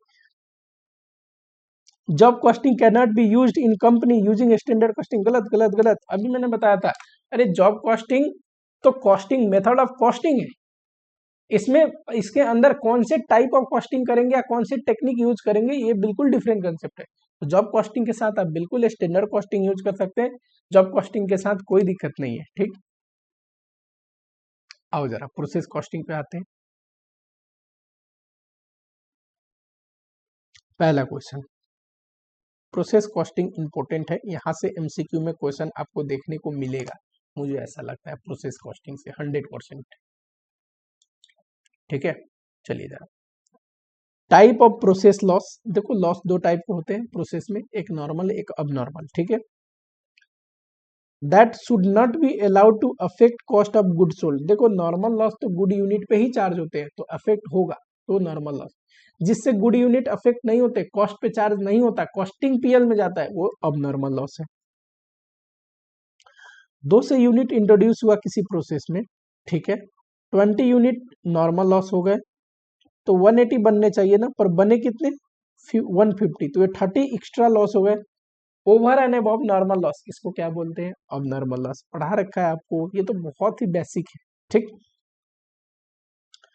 100 unit where process at a cost of ₹160, normal loss. अब देखो 100 यूनिट है, करेक्ट, कॉस्ट कितना है? 160, नॉर्मल लॉस 10% यानी कि 10 यूनिट, और इसकी रिकवरेबल वैल्यू कितना है? 10 यूनिट इंटू 0.25, ₹2.50। आउटपुट 80 यूनिट है।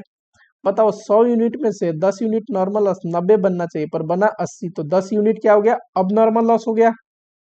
अब नॉर्मल लॉस मैंने बताया था over and above normal loss, normal loss के एक्स्ट्रा जो लॉस हो जाते हो अब नॉर्मल लॉस है। पूछ रहा है वैल्यू ऑफ अब नॉर्मल लॉस बताइए, ये अच्छा क्वेश्चन है, ऐसे टाइप के ही क्वेश्चन एमसीक्यू में पूछेगा। कॉस्ट पर यूनिट निकालना हो तो total cost minus recovery of normal loss, याद करो पढ़ाया था आपको, divide by total unit minus normal loss unit. बताइए जरा, 160 माइनस 2.5 डिवाइड बाय 90, ये आ गया 1.75। ठीक है, अब कॉस्ट ऑफ अब नॉर्मल लॉस अगर आप करोगे तो ये आएगा 1.75 इंटू कितना यूनिट है? 10, 17.5। ठीक है, एवरेज मेथड, प्रोसेस कॉस्टिंग में दो मेथड से पढ़ाया था, एक एवरेज या वेटेड एवरेज बोलते हैं और दूसरा फीबो मेथड। ठीक, एवरेज मेथड में क्या होता है? ओपनिंग कॉस्ट ऐड होता है करेंट कॉस्ट में। एवरेज मेथड में कॉस्ट पर यूनिट निकालना हो, याद करो, बताओ, करेंट पीरियड का प्लस ओपनिंग कॉस्ट, और जब यूनिट डिवाइड करते हैं इक्विवेलेंट यूनिट, तो याद होगा इक्विवेलेंट यूनिट निकालते टाइम कंप्लीटेड यूनिट सीधा ले लेते हैं, उसमें ओपनिंग और करंट पीरियड का नहीं बांटते। ठीक, यूनिट में यूनिट जुड़ गया, कॉस्ट में कॉस्ट जुड़ गया, और एवरेज कॉस्ट पे करंट प्रोडक्शन भी वैल्यू होते हैं, एवरेज कॉस्ट पे ही क्लोजिंग स्टॉक भी वैल्यू होते हैं। करेक्ट,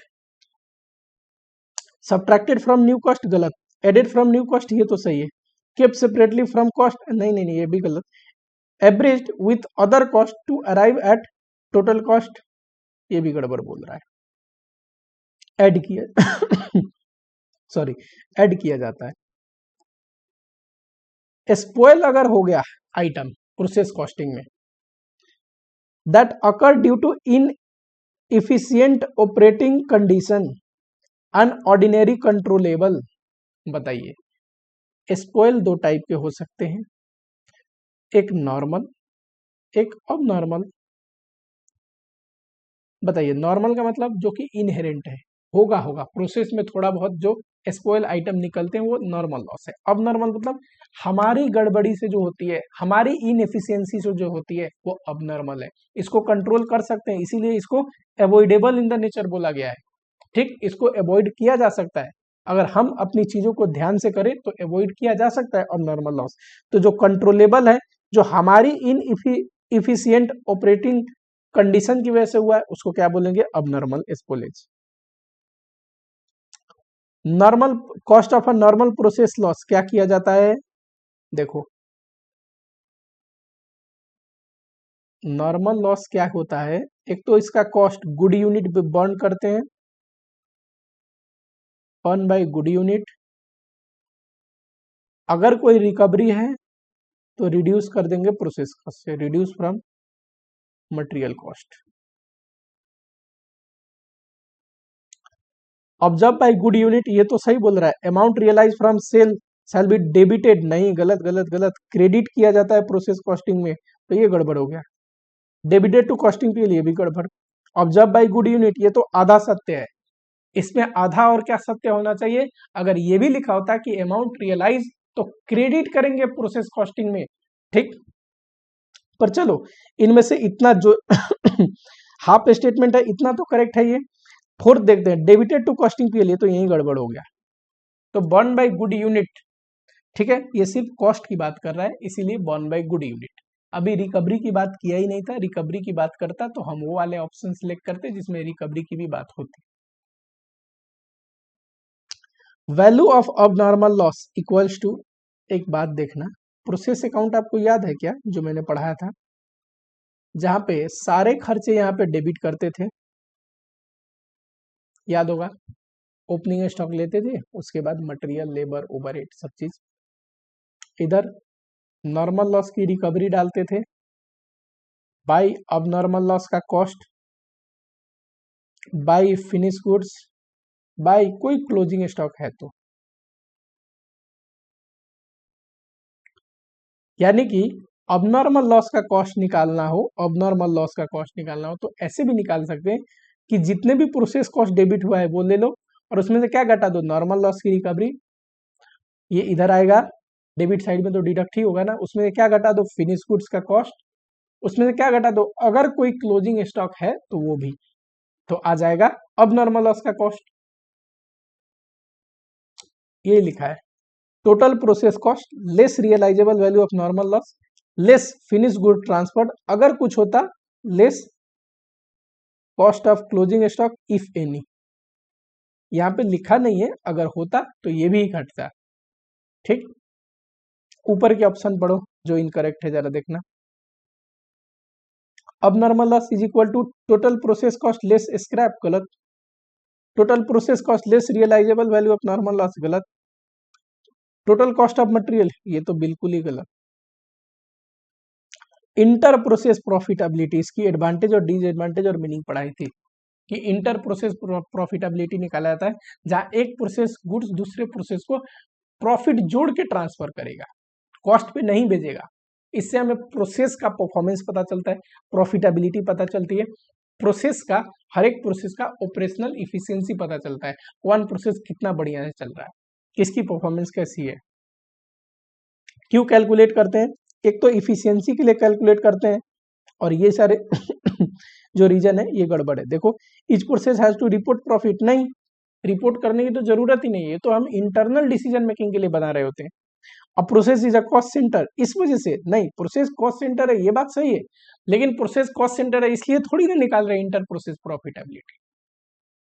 इंटर प्रोसेस प्रॉफिटेबिलिटी निकालते हैं प्रोसेस जो है उसकी जो प्रॉफिटेबिलिटी है चेक करने के लिए, इफिशियंसी है वो देखने के लिए।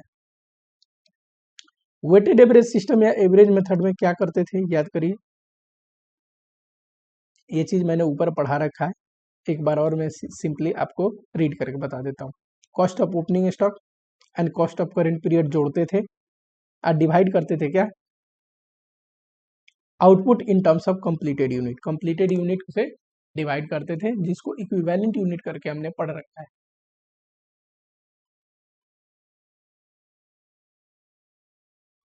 ये सारे गड़बड़ है, देखो कैसे। Cost of closing stock of WIP is valued at current cost, गलत, एवरेज कॉस्ट पे वैल्यू होगा। Cost to complete opening WIP and other completed unit are calculated separately, गलत, सीधा कंप्लीटेड यूनिट ले लेते हैं, इसमें सेपरेट कैलकुलेट नहीं किया जाता, वो तो फीपो में करते थे। Cost to complete opening WIP is ignored, गलत, नहीं, ओपनिंग डब्ल्यूआईपी का कॉस्ट है उसको इग्नोर नहीं करते, उसको करेंट ईयर कॉस्ट में कंबाइन करके जब निकाल रहे होते तो ऑटोमेटिकली वो कॉस्ट भी कंसीडर हो जाता है। अब process cost is debited by abnormal gain, the value is determine. Abnormal gain कैसे निकालते हैं, याद करिए, material loss and material gain में पढ़ाया था। अबनॉर्मल गेन कैसे निकालते हैं, तो कॉस्ट पर यूनिट निकालता है, total cost less normal loss की recovery divide by unit into abnormal gain. कहने का मतलब इससे आ जाएगा कॉस्ट पर यूनिट और उसको इनटू कर देंगे अबनॉर्मल गेन से, तो अबनॉर्मल गेन का कॉस्ट आ जाएगा, correct. Process account is debited by abnormal gain, सही है। वैल्यू इज डिटरमाइन एज, कितना होगा उसका value, equal to normal loss, बिल्कुल गलत। कॉस्ट ऑफ गुड यूनिट जो कि ये रहा, less realisable value of normal loss, बिल्कुल, कॉस्ट ऑफ गुड यूनिट में से realisable value of normal loss घटाते हैं, उस पे वैल्यू करते हैं जो भी अब नॉर्मल गेन होगा उसको, ठीक है। Cost of good unit less realisable value of actual loss, ये भी गड़बड़ है। Equal to value of unit less closing stock, ये भी गड़बड़ है। ठीक, ये थोड़ा कंप्लीट फॉर्म में नहीं लिखा है, लिखना चाहिए cost of good unit less realisable value of normal loss. इसको यूज करके पर यूनिट निकालते हैं, फिर उस पर वैल्यू करते हैं। पर कहने का मतलब आपको समझ में आनी चाहिए, वही है। बस प्रॉपर तरीका ये है कि इसको यूज करके पर यूनिट कॉस्ट निकालते हैं, जिसपे वैल्यू होता है अब नॉर्मल गेन। अगला देखो, Lean Lab develop 55 mm film using 4 step process that progressively through 4 department. देखो लीन लैब क्या करता है ना, 55 mm का फिल्म डेवलप करता है, जिसमें 4 प्रोसेस से होके गुजरता है। चारों प्रोसेस एक डिपार्टमेंट है और चारों प्रोसेस से होके गुजरता है। ठीक, क्या क्या कॉस्ट इनकर्ड होता है ये वगैरह दे रखा है। पूछा क्या है, इतने से आपको पता चल जाएगा, इतना डिटेल में ज्यादा पढ़ने की जरूरत ही नहीं है। The cost accumulation system that best describe the system lean lab is using is, अगर चारों अलग अलग प्रोसेस से होके गुजर रहा है ना, तो यहाँ पे प्रोसेस कॉस्टिंग यूज कर रहा है। ठीक है, कॉस्ट एक्युमुलेट करने के लिए हर एक प्रोसेस का हर एक डिपार्टमेंट में कितना कितना खर्च हो रहा है ये पता करने के लिए उसको क्या बोलते हैं, प्रोसेस कॉस्टिंग यूज हो रहा है।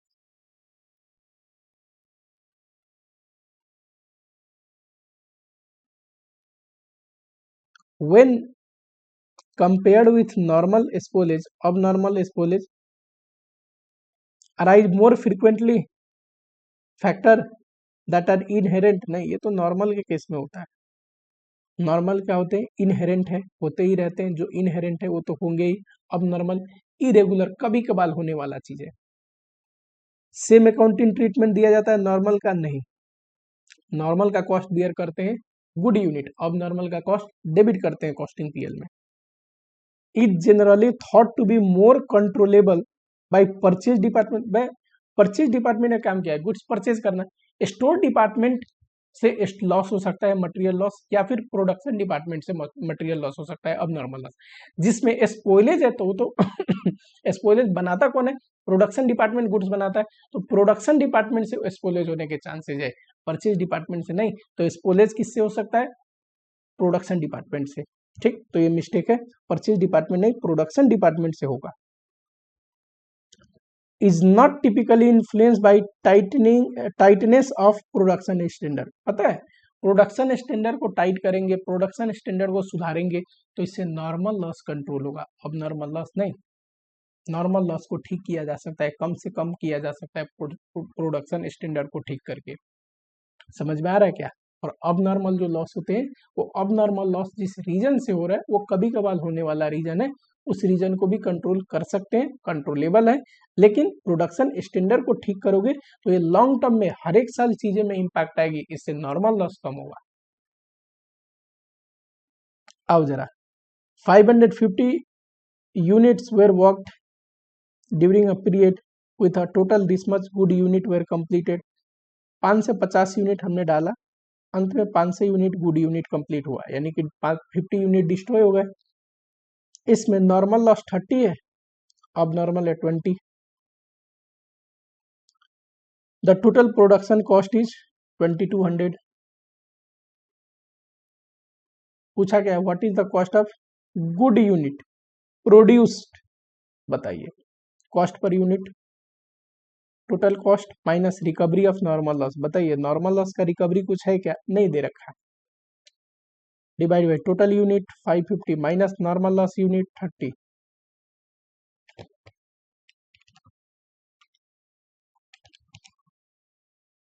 4.23 आ रहा है। कॉस्ट ऑफ गुड यूनिट अगर निकालना हो तो 4.23 इंटू कितना गुड यूनिट बना है 500, 2115। चलो, IC limited uses process costing system inspect its good post manufacturing an engineer notice on 31 March 2000। इतना, ये इंपॉर्टेंट है, ये तो कहानी कह रहा है, इसको छोड़ो। गुड यूनिट इतना बने, नॉर्मल लॉस इतना है, अब नॉर्मल लॉस इतना है। टोटल यूनिट कितना इंट्रोड्यूस हुआ होगा, 15,400 15,400 यूनिट डाले होंगे, 300 नॉर्मल लॉस हो गया, 100 अब नॉर्मल, लास्ट में बन के कितना निकला 15,000। मटेरियल कॉस्ट ये रहा, कन्वर्जन कॉस्ट यानी कि लेबर ओवरहेड ये रहा, ठीक है। पूछा क्या है, number of unit that a company would transfer to finish goods and related cost, cost of good unit पूछ रहा है, कॉस्ट पर यूनिट निकालो सबसे पहले, इतने यूनिट बन रहे हैं, ठीक, 2.5 प्लस 6 8.5 कॉस्ट है, ये तो total cost minus recovery of normal loss, normal loss 300 है, कोई रिकवरी है क्या बताओ, कोई रिकवरी नहीं है, तो ये 0 divide by total unit minus normal loss unit, बताइए जरा।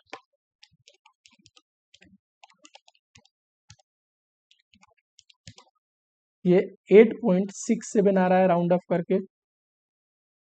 गुड यूनिट कितने हैं जो बन के गए 15,000, तो इनका कॉस्ट कितना होगा 15,000 इंटू कॉस्ट पर यूनिट 8.67,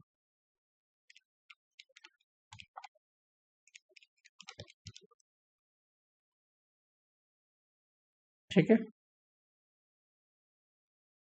ये आना चाहिए। चलो नेक्स्ट चैप्टर है ज्वाइंट एंड बाई प्रोडक्ट, ठीक है। चलो फटाफट से आते हैं ज्वाइंट एंड बाई प्रोडक्ट वाले पे। In a sugar manufacturing industry, molasses जो है ये बाई प्रोडक्ट का एग्जांपल है, पोल्ट्री फार्मिंग में फीडर, शुगर इंडस्ट्री में मोलेसेस, ये बाई प्रोडक्ट होते हैं। Method of apportioning joint cost on the basis of output, इसको क्या बोलते हैं फिजिकल यूनिट मेथड। इतना ये छोटे छोटे है, ये तो पूरा पढ़ने की भी जरूरत नहीं, उससे पहले ही आपको आंसर पता चल जाएगा। If net realisable value method is use for apportionment of joint cost over joint product, the basis of apportionment would be selling price of a per unit of each product। नहीं, अब यहाँ B और सी तो बोल रहा है, जरा B और सी को ध्यान से पढ़ना, selling price multiplied by unit sold off each product, ये तो मार्केट वैल्यू हो गया ना, या सेल वैल्यू। थर्ड में देखना जरा, sale value of each joint product less further processing cost, होना तो ये चाहिए बस, तो मेरे हिसाब से यहाँ पे आंसर थोड़ा सा मिस्टेक है, होना क्या चाहिए सी, क्योंकि अगर एनआरबी का देखोगे तो sale value at point of sale less further processing cost less कोई सेलिंग एक्सपेंस है वो भी घटाने के बाद ही एनआरबी आता है, ठीक, तो ये तो सी है।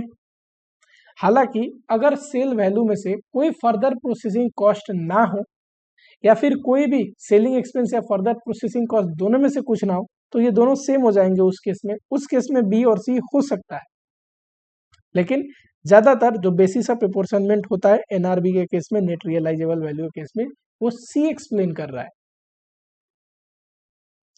The main purpose of accounting of joint product and by product, joint product and by product ये अकाउंटिंग क्यों करते हैं कि इंडिविजुअल प्रोडक्ट का कॉस्ट निकल पाए, तभी तो उस इंडिविजुअल प्रोडक्ट की प्रॉफिटेबिलिटी निकाल पाएंगे, तो ये है, ठीक है, determining profit and loss on each product line. ये अपॉर्चुनिटी कॉस्ट, रिप्लेसमेंट कॉस्ट, इसको इससे कोई लेना देना नहीं, ये बस आपको उलझाने के लिए दे रखा है। Under net realisable value method of apportionment of joint cost to joint product, selling and distribution cost deduct करते हैं, कैसे, यहाँ अभी बताया, sale value at point of sale में से further processing and selling and distribution cost deduct करेंगे तभी तो एनआरबी आएगा, तो यही लिखा होगा deducted from sale value. Which of the following is a co product, diesel and petrol ये तो ज्वाइंट प्रोडक्ट होते हैं, एडिबल ऑयल एंड ये 2 सेकंड इसको रहने दो, ये को प्रोडक्ट के बारे में पूछ रहा है ना। को प्रोडक्ट पहले होता क्या है, को प्रोडक्ट मतलब कंटेम्पोररी प्रोडक्ट जो सेमी प्रोसेस से होके गुजरते होंगे पर डिफरेंट रॉ मटेरियल से डिफरेंट प्रोडक्ट जनरेट होते हैं। फॉर एग्जांपल एक मशीनरी में मान लो सनफ्लावर ऑयल निकालना हो तो इसी मशीनरी से सनफ्लावर ऑयल निकल सकता है, इसी मशीनरी से कोकोनट ऑयल निकल सकता है, इसमें अगर हम वो जो ऑयल निकालने का प्रोसेस ऑन करे तो इसी मशीनरी से मस्टर्ड ऑयल भी निकल सकता है।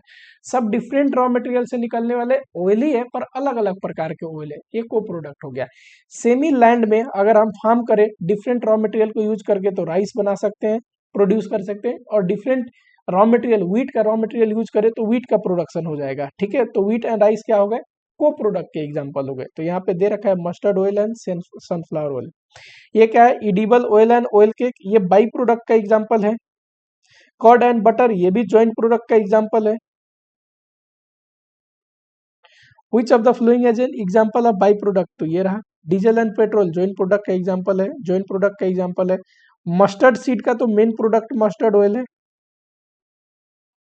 Which of the following method can be used when joint product are of unequal quantity and used for captive consumption? याद है, अगर आपने कोई प्रोडक्शन किया, मान लो ये जॉइंट प्रोसेस है, यहाँ से जॉइंट प्रोडक्ट आया, अगर इसको आप सेल नहीं करने वाले हैं, कैप्टिव कंजम्पशन, अपने ही कंजम्पशन के लिए यूज कर रहे हैं, मान लो इसको फर्दर फिनिश गुड्स के प्रोडक्शन में यूज कर रहे हैं एज ए इनपुट, तो उस केस में इसका मार्केट वैल्यू आपको नहीं पता होता है, तो सिमिलर गुड्स की मार्केट वैल्यू आप ले सकते हैं या टेक्निकल एस्टिमेट ले सकते हैं ज्वाइंट प्रोडक्ट का अपोर्शनमेंट करने के लिए, ठीक है।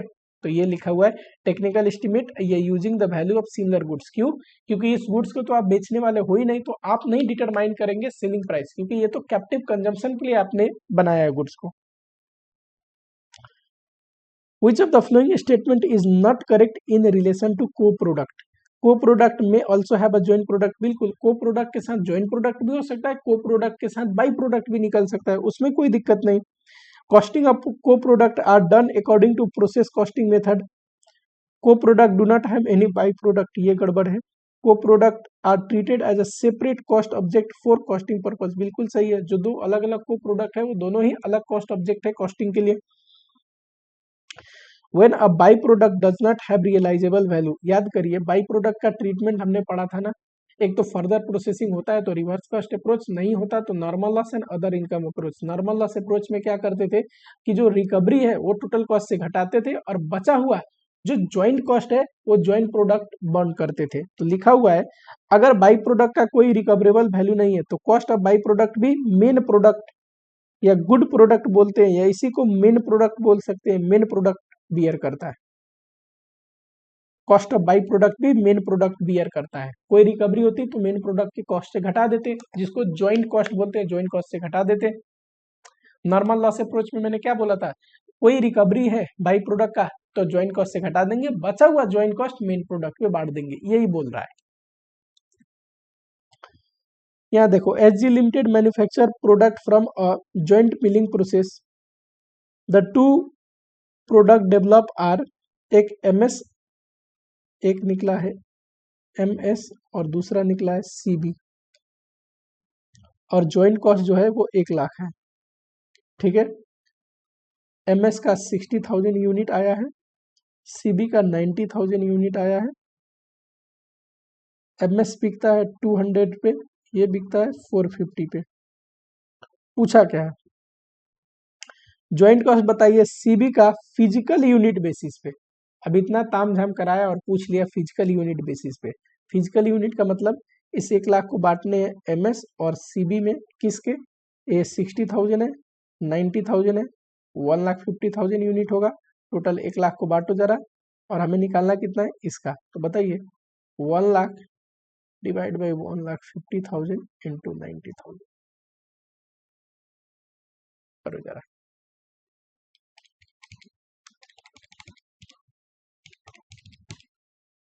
60,000 आ रहा है,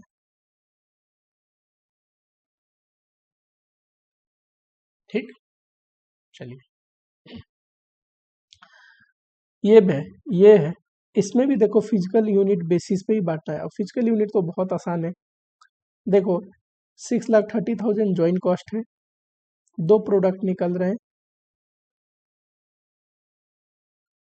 लीबी 180,000 गैलन और दूसरा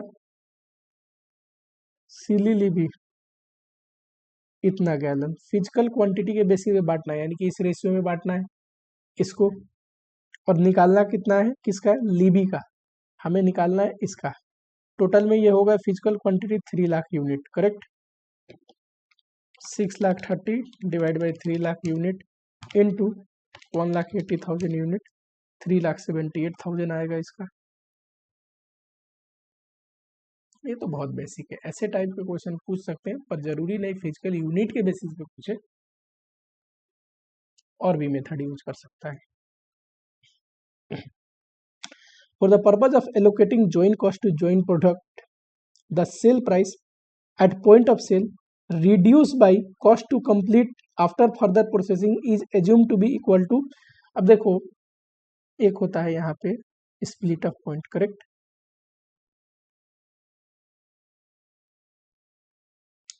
ठीक, स्प्लिट ऑफ पॉइंट पे सेल वैल्यू है, और एक होता है NRB eight split of point, ठीक है, NRB eight split of point ये कैसे निकलता है, अगर फर्दर प्रोसेसिंग होता है तो यहाँ का सेल वैल्यू है, फर्दर प्रोसेसिंग कॉस्ट है, तो sale value less further processing कोई कॉस्ट है वो घटा दोगे तो एनआरबी आएगा, और एनआरबी लगभग किसके बराबर होता है, sale value at split off, जरूरी नहीं उतना ही हो, ठीक, तो एट ज्वाइंट कॉस्ट ये तो गलत है, सेल प्राइस लेस नर ये भी गलत है, किसके बराबर होगा, sale value at split off के बराबर होगा, ठीक, एज्यूम किया जाता है कि ये sale value at split off के बराबर होगा।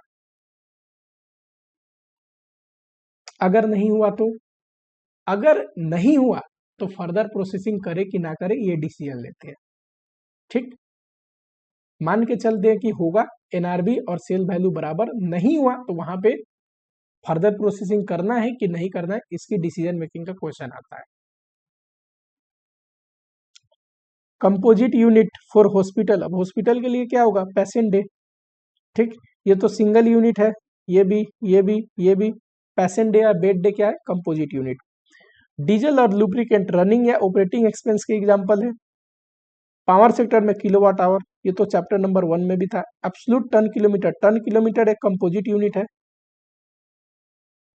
एन एब्सोल्यूट या वेटेड एवरेज, कमर्शियल या सिंपल एवरेज, ये ट्रांसपोर्ट सेक्टर में मैंने पढ़ाया था, तो ये क्या लिखोगे, composite unit of transport sector.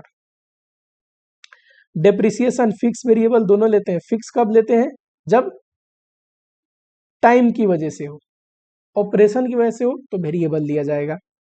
जब undertaken by IT department, sorry information technology वाले सेक्टर जो होते हैं ना, आईटी सेक्टर, वो जो काम लेते हैं उनको क्या बोलते हैं, प्रोजेक्ट।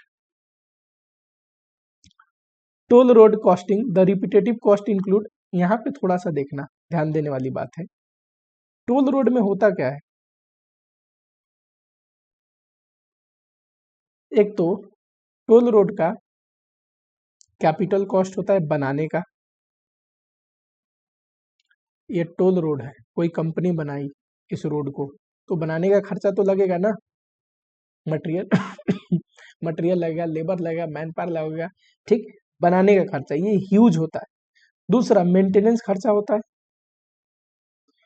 अब छोटे मोटे क्रैक आ गए, छोटे मोटे रिपेयर करना पड़ा रोड का, ये भी लगते रहता है, ठीक, ये खर्चा वन टाइम है।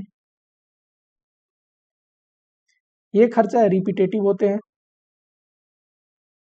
मेंटेनेंस का खर्चा रिपीटेटिव होता है ना, कुछ कुछ समय में तो लगता ही रहता होगा, मेंटेनेंस करनी पड़ती होगी। और ये तो टोल रेट से, टोल रेट को से रिलेटेड खर्चा है, एक टोल रेट को ऑपरेट करने का खर्चा होता है, ऑपरेटिंग कॉस्ट, ठीक, जैसे कि वहां पे मान लो सिक्योरिटी के लिए लोग रखे हुए हैं, इमरजेंसी के लिए लोग रखा है, टोल बूथ पे टोल कलेक्ट करने के लिए लोग रखा है, ठीक है, तो ये सारे जो है ये ऑपरेटिंग कॉस्ट है। ऑपरेटिंग कॉस्ट भी रिपीटेटिव है, पर रिपीटेटिव किस नेचर में बोल रहा है, टोल के कॉस्ट के नेचर में बोल रहा है, कि टोल के कॉस्ट लगा है उसमें रिपीटेटिव कॉस्ट, देखो मेंटेनेंस कॉस्ट रिपीटेटिव होगा और वन टाइम कॉस्ट होगा कैपिटल कॉस्ट, जो कैपिटल लगा वो वन टाइम होगा, मेंटेनेंस रिपीटेटिव होगा। और ये ऑपरेटिंग कॉस्ट ये तो एनुअल बेसिस पे इनकर्ड होते ही है, तो इसीलिए आप ध्यान से देखोगे तो मेंटेनेंस कॉस्ट बोला है। Annual operating cost and maintenance cost ये दोनों ही लग रहे होते हैं, एक बार जो बनाने में लगा वो क्या है, कैपिटल कॉस्ट है, लेकिन ये किस कॉन्टेक्स्ट में बोल रहा है रिपीटेटिव कॉस्ट, तो टोल का खर्चा के कॉन्टेक्स्ट में बोल रहा है, ऑपरेट करने का नहीं, टोल का खर्चा, तो इसलिए यहाँ पे लिखा हुआ है मेंटेनेंस कॉस्ट, ठीक है। ये कंप्लीटली इंटरप्रिटेशन के ऊपर है, अगर कोई ऐसा इंटरप्रेट कर रहा है कि कॉस्ट इनकर्ड के नेचर में पूछ रहा है कि कौन से खर्चे जो होते रहेंगे बार बार होंगे, तो ये दोनों ही खर्चे जो बार बार होंगे, ऑपरेट करने का खर्चा हमेशा लगना है जब तक ऑपरेट करेंगे, पर अगर टोल से रिलेटेड बोल रहे हो कि सिर्फ टोल को बनाने से रिलेटेड या मेंटेनेंस करने से रिलेटेड, तो मेंटेनेंस कॉस्ट रिपीटेटिव है, कैपिटल कॉस्ट एक बार जो बनाएंगे वो वन टाइम कॉस्ट है, ठीक है। BOT build operate and transfer system बोलते हैं। Pre product development activity and insurance company, पता है इंश्योरेंस कंपनी में प्रोडक्ट क्या होता है, इंश्योरेंस पॉलिसी, एक होता है pre product development, product development से पहले, यानी कि इंश्योरेंस पॉलिसी जब डिजाइन कर रहे हैं कि क्लेम का सेटलमेंट क्या होगा, क्लेम कंडीशन क्या होगा, कितनी पॉलिसी की अमाउंट होगी, पॉलिसी बनाने से पहले जो डेवलपमेंट होती है ना, पॉलिसी को डेवलप करने के जो एक्टिविटी होते हैं ना, उनके खर्चे, वो सारे एक्टिविटी में क्या होगा, पॉलिसी डिजाइन करना, प्रीमियम कितना होगा, कंडीशन क्या क्या होंगे, है ना। एक बार पॉलिसी बना लिया आपने, प्रोडक्ट बना लिया, प्रोडक्ट हमारे लिए क्या है, इंश्योरेंस पॉलिसी, तो इसके आगे की जो एक्टिविटी है ना, उसको सेल करना, क्लेम को सेटलमेंट करना, ये पोस्ट प्रोडक्ट डेवलपमेंट एक्टिविटी है, ठीक। तो वही पूछ रहा है प्री प्रोडक्ट डेवलपमेंट एक्टिविटी में क्या आता है, प्रोसेसिंग ऑफ क्लेम नहीं, सेलिंग, ये सारे पोस्ट है। पॉलिसी एप्लीकेशन प्रोसीजर, ये भी पोस्ट है, ये तो बेचने टाइम में लगने वाला है। ये क्या है, प्रोविजन ऑफ कंडीशन, जो पॉलिसी के अंदर कंडीशन होते हैं ना, ये प्री प्रोडक्ट डेवलपमेंट एक्टिविटी का पार्ट है, प्री प्रोडक्ट डेवलपमेंट एक्टिविटी का पार्ट है।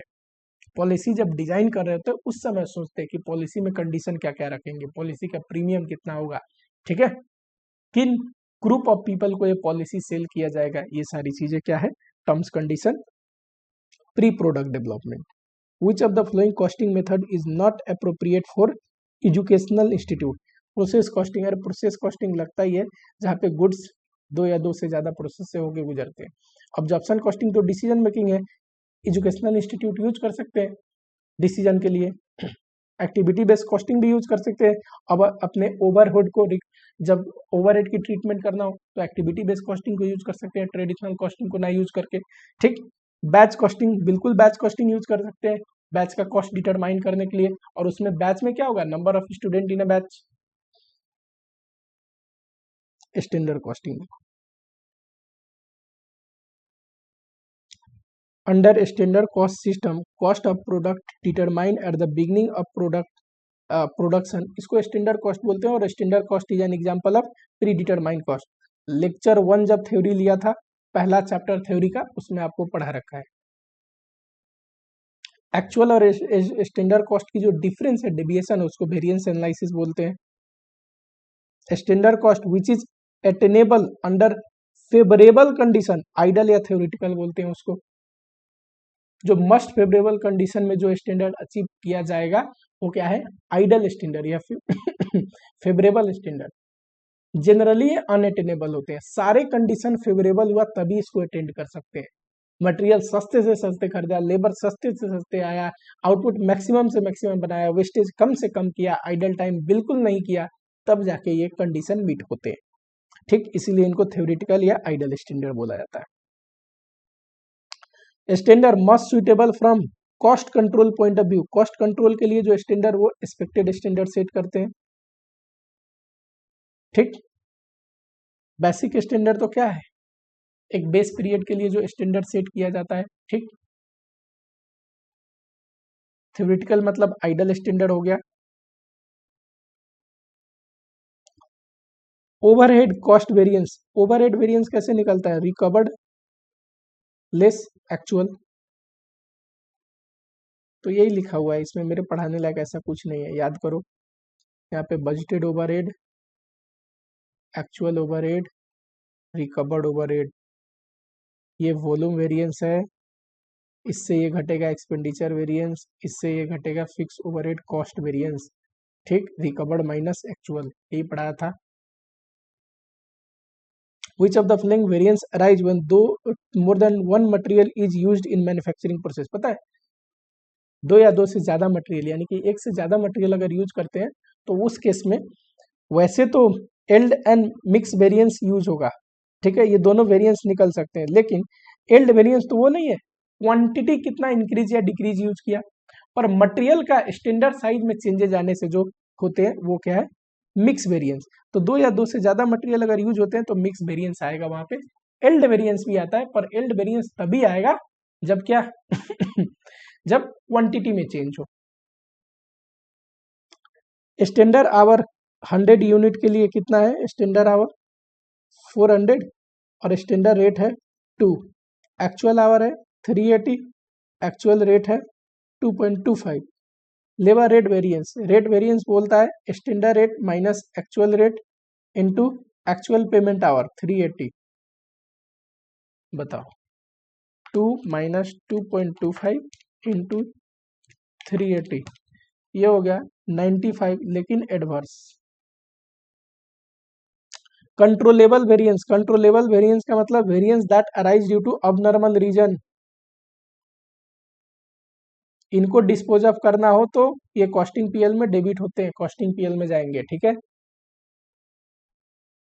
जैसे कि लेबर के लिए आइडल वेरिएंस जो है ये कंट्रोलेबल वेरिएंस है। Idle time variance is obtain by multiplying, बताइए आइडल टाइम वेरिएंस कैसे निकलता है, बताओ। Actual working hour minus actual payment hour का difference into standard rate. Difference between actual hour paid actual working hour by standard rate, ये सही है। ये क्या है? Difference between standard and actual hour, ये तो गड़बड़ है। Difference between standard and actual, ये भी गड़बड़ है। हालांकि ये जो है ना, इसको ज्यादा बेहतर क्या होता है, रिवर्स फॉर्म में लिखता है, actual our worked minus actual our. पर ये डिफरेंस बोला है ना, तो डिफरेंस का मतलब यही डिफरेंस है। बस हमें लिखना है कि आइडल वेरिएंस हमेशा एडवर्स होता है। अब एडवर्स निकालने के लिए वर्किंग आवर में से पेमेंट आवर घटाना होता है, ठीक। बेसिक स्टैंडर्ड, आपको पता है बेसिक स्टैंडर्ड और करेंट स्टैंडर्ड में बताया था। करेंट स्टैंडर्ड हर एक साल बनता है, उसमें वेरिएंस निकालते हैं। बेसिक स्टैंडर्ड एक बेस ईयर के लिए होता है, ये चेंज नहीं हो रहा होता है, एक लंबे पीरियड के लिए कांस्टेंट रहता है। Assuming to remain unchange for a long period of time, ये है बेसिक स्टैंडर्ड।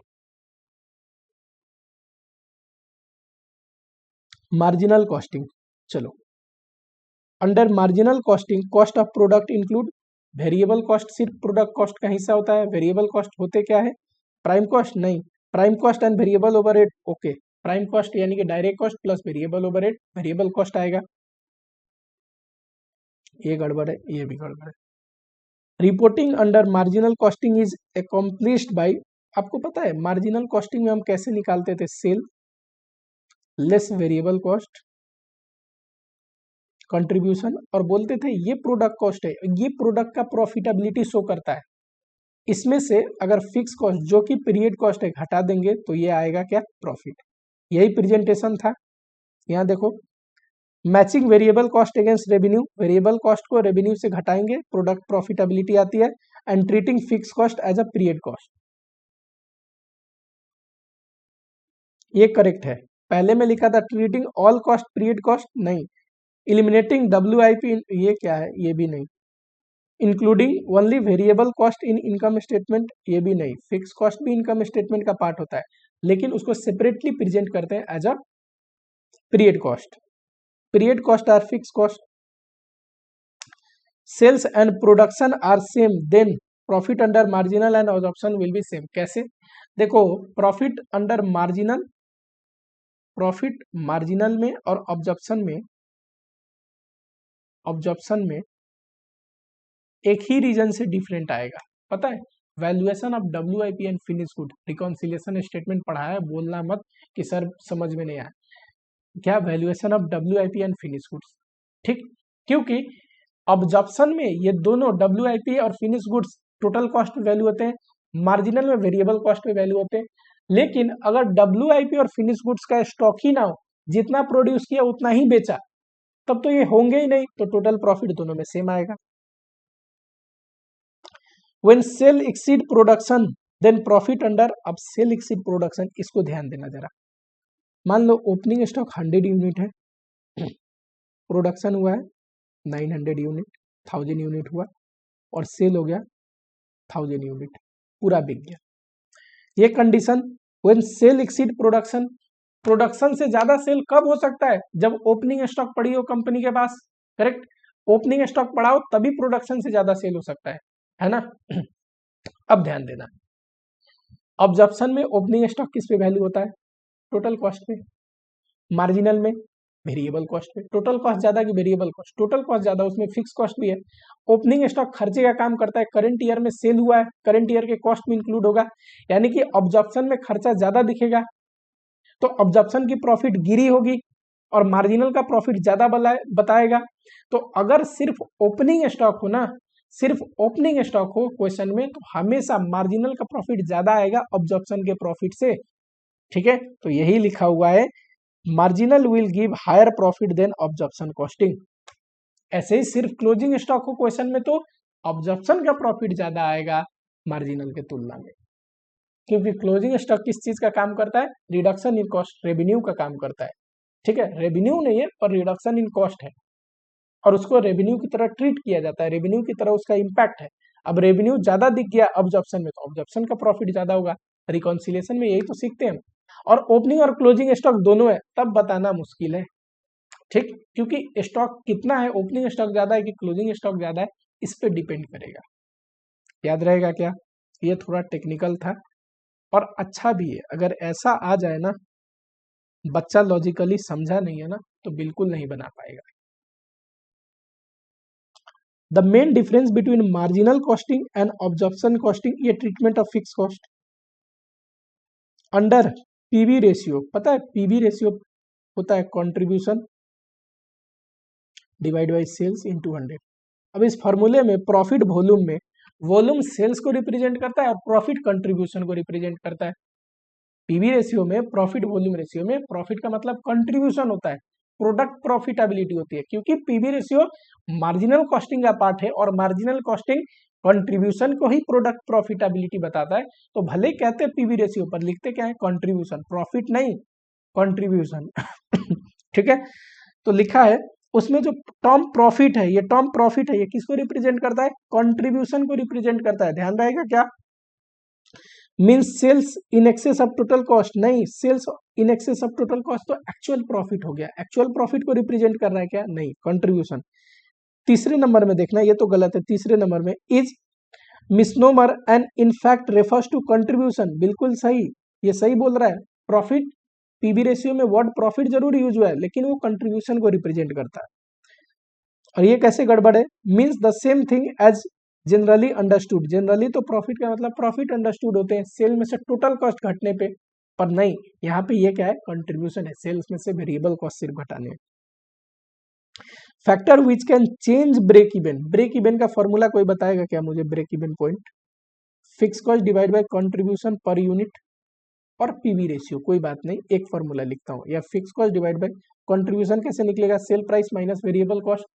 बताइए, फिक्स कॉस्ट में चेंज हुआ तो पीवी रेशियो चेंज होगा, बिल्कुल। वेरिएबल कॉस्ट या सेलिंग प्राइस में भी चेंज हुआ तो पीवी रेशियो चेंज होगा, बिल्कुल।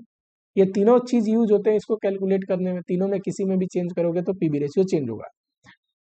किसी का पीवी रेशियो 40% ऑफ सेल है, तो बचा हुआ 60% क्या है? वेरिएबल कॉस्ट, बचा हुआ वेरिएबल कॉस्ट है। कैसे? देखो, सेल्स में से वेरिएबल कॉस्ट घटने पे कंट्रीब्यूशन आता है, कह रहा है ये 40% है, तो बचा हुआ 60% क्या होगा? Variable cost. पीवी रेशियो 0.6 है एंड प्रॉफिट इतना है, margin of safety. Margin of safety का फॉर्मूला है profit divide by PV ratio, तो रुपीज में आएगा, profit divide by contribution per unit तो यूनिट में आएगा, ठीक, तो रुपीज में आएगा अगर पीवी रेशियो से डिवाइड कर रहे हैं तो। और क्या? मार्जिनल कॉस्टिंग से 100% एमसीक्यू में पूछ सकता है, ये मुझे ऐसा लगता है। प्रोसेस कॉस्टिंग, मार्जिनल कॉस्टिंग, जहां पे भी बढ़िया क्वेश्चन फ्रेम किया जा सकता है ना, वहां से एमसीक्यू में पूछेगा आप लोगों से।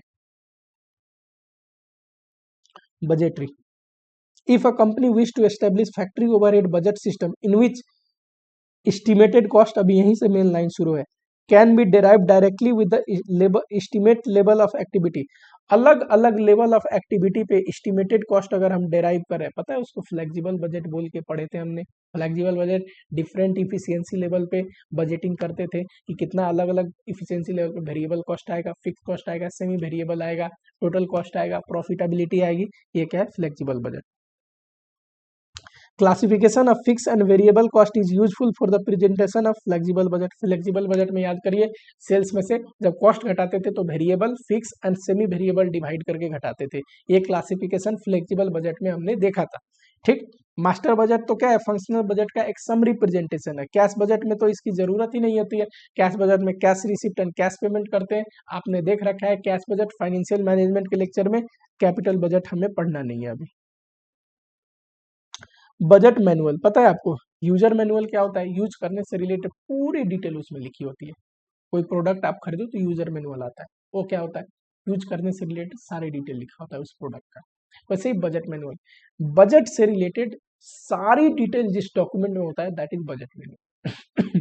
ठीक, किस पीरियड के लिए बजट बनेगा, बनाएगा कौन, रिस्पॉन्सिबिलिटी किस किस इंसान की कितनी है, फॉर्मेट क्या होगा बजट का। ठीक, ईच एंड एवरीथिंग बजट से related.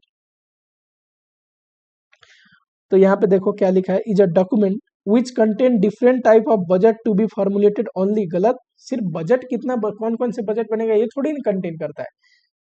Which contain detail about standard cost of the product to be made, ये भी गलत। ये देखो ये सही है। Set out budget organisation procedure for preparing budget including fixation of responsibility format recording for the purpose of preparation of budget, ये सही है। बजट मैनुअल में पूरी ही डिटेल दी होती है। बजट मैनुअल में क्या क्या उसका कंटेंट होता है बजट मैनुअल का, आपके बुक में दे रखा है, आप ध्यान से देख भी सकते हैं। ये उतनी इंपॉर्टेंट नहीं है एमसीक्यू, बट चलो कोई नहीं, देख लो। बजट कंट्रोल ऑर्गेनाइजेशन अगर है, एलिमेंट ऑफ बजट में आपने पढ़ रखा है, एलिमेंट ऑफ बजटरी कंट्रोल में बजट कंट्रोल ऑर्गेनाइजेशन भी है। Is usually headed by top executive, जिसको क्या बोलते हैं, बजट कंट्रोलर बोलेंगे या बजट डायरेक्टर बोलते हैं। ये इंपॉर्टेंट है। A favorable budget variance is always indicative of efficient performance। अगर आपको पता है एक बजट रिपोर्ट होता है, बजट रिपोर्ट ये भी क्या है, एलिमेंट ऑफ बजटरी कंट्रोल का पार्ट है। बजट रिपोर्ट में हम रिपोर्ट प्रिपेयर करते हैं कि हमने बजट किया कितना था, एक्चुअल क्या आया और वेरिएंसेस क्या आए, हमारी परफॉर्मेंस कैसी थी। ठीक, पूछ रहा है कि अगर कोई फेवरेबल वेरिएंस है वो क्या हमेशा इफिशिएंट परफॉर्मेंस की वजह से हो सकता है? तो ये स्टेटमेंट बिल्कुल गलत है। एग्जांपल देता हूं आपको। मान लो बजट में मैंने एक खर्चा एस्टिमेट किया था 1 लाख, ठीक है, कि मुझे कमीशन पे करना पड़ सकता है, पर एक्चुअल में मुझे पे ही नहीं करना पड़ा कमीशन। ठीक, अब इस खर्चे की वजह से एक्चुअल प्रॉफिट तो 1 लाख से इंक्रीज होगा ना बजट के तुलना में, क्योंकि ये खर्चा इनकर्ड नहीं हुआ। अब ये खर्चा इनकर्ड नहीं हुआ इसलिए प्रॉफिट इंक्रीज हुआ है, मेरी परफॉर्मेंस इफिशिएंट हो गई इसलिए नहीं। ऑर्गेनाइजेशन की परफॉर्मेंस तो रेवेन्यू इंक्रीज करके या कॉस्ट डिक्रीज करके इफिशिएंट होती है ना, हायर प्रोडक्शन करके, सेमी इनपुट पे कॉस्ट कंट्रोल करके, है ना, हायर रेवेन्यू जनरेट करके, जो भी बजट किया था उससे ज्यादा बेचो, जो भी बजट किया था उससे कम खर्चे में बनाओ, तभी तो परफॉर्मेंस को बोला जाएगा कि इफिशिएंट परफॉर्मेंस है। पर आपने ऐसा करके प्रॉफिटेबिलिटी बढ़ाई है क्या? नहीं। कई बार प्रॉफिटेबिलिटी इस वजह से भी बढ़ सकती है कि कोई खर्चा हुआ ही नहीं। ऐसा नहीं कि आपने कॉस्ट कंट्रोल या कॉस्ट रिडक्शन किया, बाई एनी अदर रीजन वो एक्सपेंडिचर अगर नहीं हुआ तो आपको लगेगा जरूर कि आपने इफिशिएंट परफॉर्मेंस किया है, पर विदाउट आपकी परफॉर्मेंस इफिशियंसी की वजह से भी कई बार प्रॉफिटेबिलिटी बढ़ जाती है। A favorable variance need not necessarily indicate performance efficient performance because in such variance might have arrived by not carrying out expense mentioned in the budget। कई बार ऐसा हो जाता है कि बजट में कोई खर्चा मेंशन था, हुआ नहीं, इस वजह से आपको दिख रहा है बेहतर परफॉर्मेंस।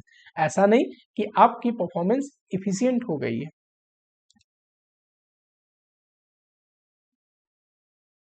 बजट रिपोर्ट, अब बजट रिपोर्ट में क्या होता है, both favourable and unfavourable variance दिखाए जाते हैं। ठीक है, ऐसा नहीं कि सिर्फ फेवरेबल या सिर्फ अनफेवरेबल, दोनों ही। कहाँ कहाँ फेवरेबल वेरिएंस हमने जनरेट किया है, कहाँ अनफेवरेबल, दोनों। परचेज बजट और मटेरियल बजट, इनमें फर्क पता है क्या है? मटेरियल बजट सिर्फ मटेरियल से रिलेटेड है, ठीक, लेकिन परचेज बजट ये तो कोई भी आइटम परचेज करेंगे उसका परचेज बजट बना सकते हैं।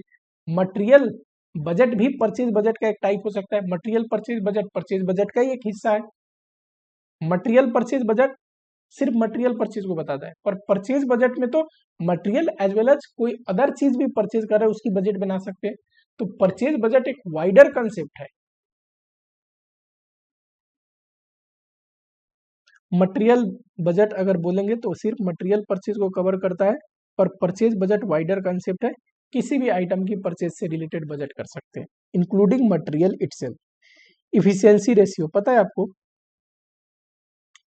एक होता है बजटेड आवर, एक होता है एक्चुअल वर्किंग आवर, एक होता है स्टैंडर्ड आवर। ठीक, इससे निकलता है इफिशियंसी वेरिएंस, इससे कैपेसिटी वेरिएंस, कैपेसिटी रेशियो,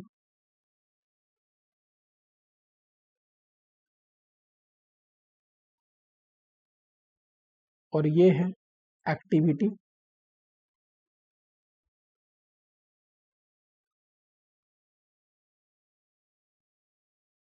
या फिर वॉल्यूम वेरिएंस। ठीक, जो कि है जो एक्टिविटी या वॉल्यूम वेरिएंस होता है ना, या वॉल्यूम सॉरी रेशियो जो होता है ना, वो होता है कैपेसिटी इनटू इफिशियंसी, ऐसे भी निकाल सकते हैं। ठीक, अब इफिशियंसी निकालना हो तो एक्टिविटी या वॉल्यूम डिवाइड बाय कैपेसिटी। ठीक, ये इसमें थोड़ा मेरे को कॉन्ट्राडिक्टरी है, इसको 2 मिनट बाद अभी करवाता हूं। विच of the following is usually a short term budget? Capital expenditure ये हमेशा लॉन्ग टर्म बजट होगा। रिसर्च एंड डेवलपमेंट ये ज्यादातर जनरली लॉन्ग टर्म बजट होते हैं। सेल्स शॉर्ट टर्म भी हो सकते हैं, लॉन्ग टर्म भी हो सकते हैं। Monthly sale forecast, quarterly sale forecast, या कई बार 1 साल का भी हो सकता है या 1 साल से ज्यादा का भी हो सकता है। पर cash budget usually short term ही होते हैं। ठीक, कैश बजट फाइनेंशियल मैनेजमेंट में हमने पढ़ा था, वर्किंग कैपिटल मैनेजमेंट का एक पार्ट है, तो शॉर्ट टर्म इन नेचर होता है। इसमें क्या दिक्कत है मैंने बोला, यहाँ देखो, हमारी स्टैंडर्ड कैपेसिटी मतलब स्टैंडर्ड आवर कितना यूज हुआ है एक्चुअल कैपेसिटी को अटेंड करने के लिए, और एक्चुअल वर्किंग आवर, इन दोनों का जो डिफरेंस है ये इफिशियंसी शो करता है। एक्चुअल कैपेसिटी और बजटेड कैपेसिटी का जो डिफरेंस है ये कैपेसिटी वेरिएंस शो करता है। ठीक, और स्टैंडर्ड आवर यूटिलाइज हुआ है एक्चुअल प्रोडक्शन में, और बजटेड आवर ये वॉल्यूम या फिर एक्टिविटी रेशियो शो करता है। ठीक है, यहाँ पूछा है एक्टिविटी रेशियो डिपिट्स, ठीक है, whether actual capacity utilised excess or fall the budgeted. अब यहां देखो ये तो नहीं है, whether actual capacity for actual production more or less then standard, ये भी नहीं है। लेकिन जो इन्होंने आंसर लगा रखा है ना, whether actual activity was more or less then budgeted capacity, ये थोड़ा एम्बिग्विटी है, थोड़ा कंफ्यूजन है। ये क्या बोलना चाह रहा है मुझे तो एटलीस्ट अच्छे से समझ में नहीं आया। ये होना क्या चाहिए था, एक्टिविटी रेशियो किसका रिलेशन शो करता है बताओ, कि स्टैंडर्ड आवर जो यूज हुआ है एक्चुअल प्रोडक्शन के लिए, और बजटेड आवर जो हमने सोचा था, बजटेड कैपेसिटी जो हमने एस्टिमेट करी थी, उन दोनों का रिलेशन। पर यहाँ पे क्या है, actual capacity was more or less then budgeted capacity, तो ये एक्चुअल वर्ड क्यों यूज हुआ है, ये थोड़ा बहुत मेरे को देखना पड़ेगा। कंफ्यूजन है कि ये इनकरेक्ट है कि क्या है, फिलहाल के लिए कोई बात नहीं, इंस्टीट्यूट ने जो आंसर दिया है उसको आप एज अ बेस मान के करोगे। ठीक है, चलो अब यहाँ पे इंस्टीट्यूट की जो बुक की एमसीक्यू है ना, वो मैंने एक बारी आप लोगों को करा दिया, क्लास काफी लेंदी हो रहा है। नेक्स्ट लेक्चर में आपको मिलता हूँ नेक्स्ट क्वेश्चन के साथ। ठीक है, मिलता हूँ आप लोगों से नेक्स्ट लेक्चर में। वीडियो पसंद आई तो आपको क्या करना है, चैनल को सब्सक्राइब करना है, वीडियो को लाइक करना है, कोई कमेंट है तो कमेंट बॉक्स में कमेंट करो। मिलता हूँ आप लोगों से नेक्स्ट लेक्चर।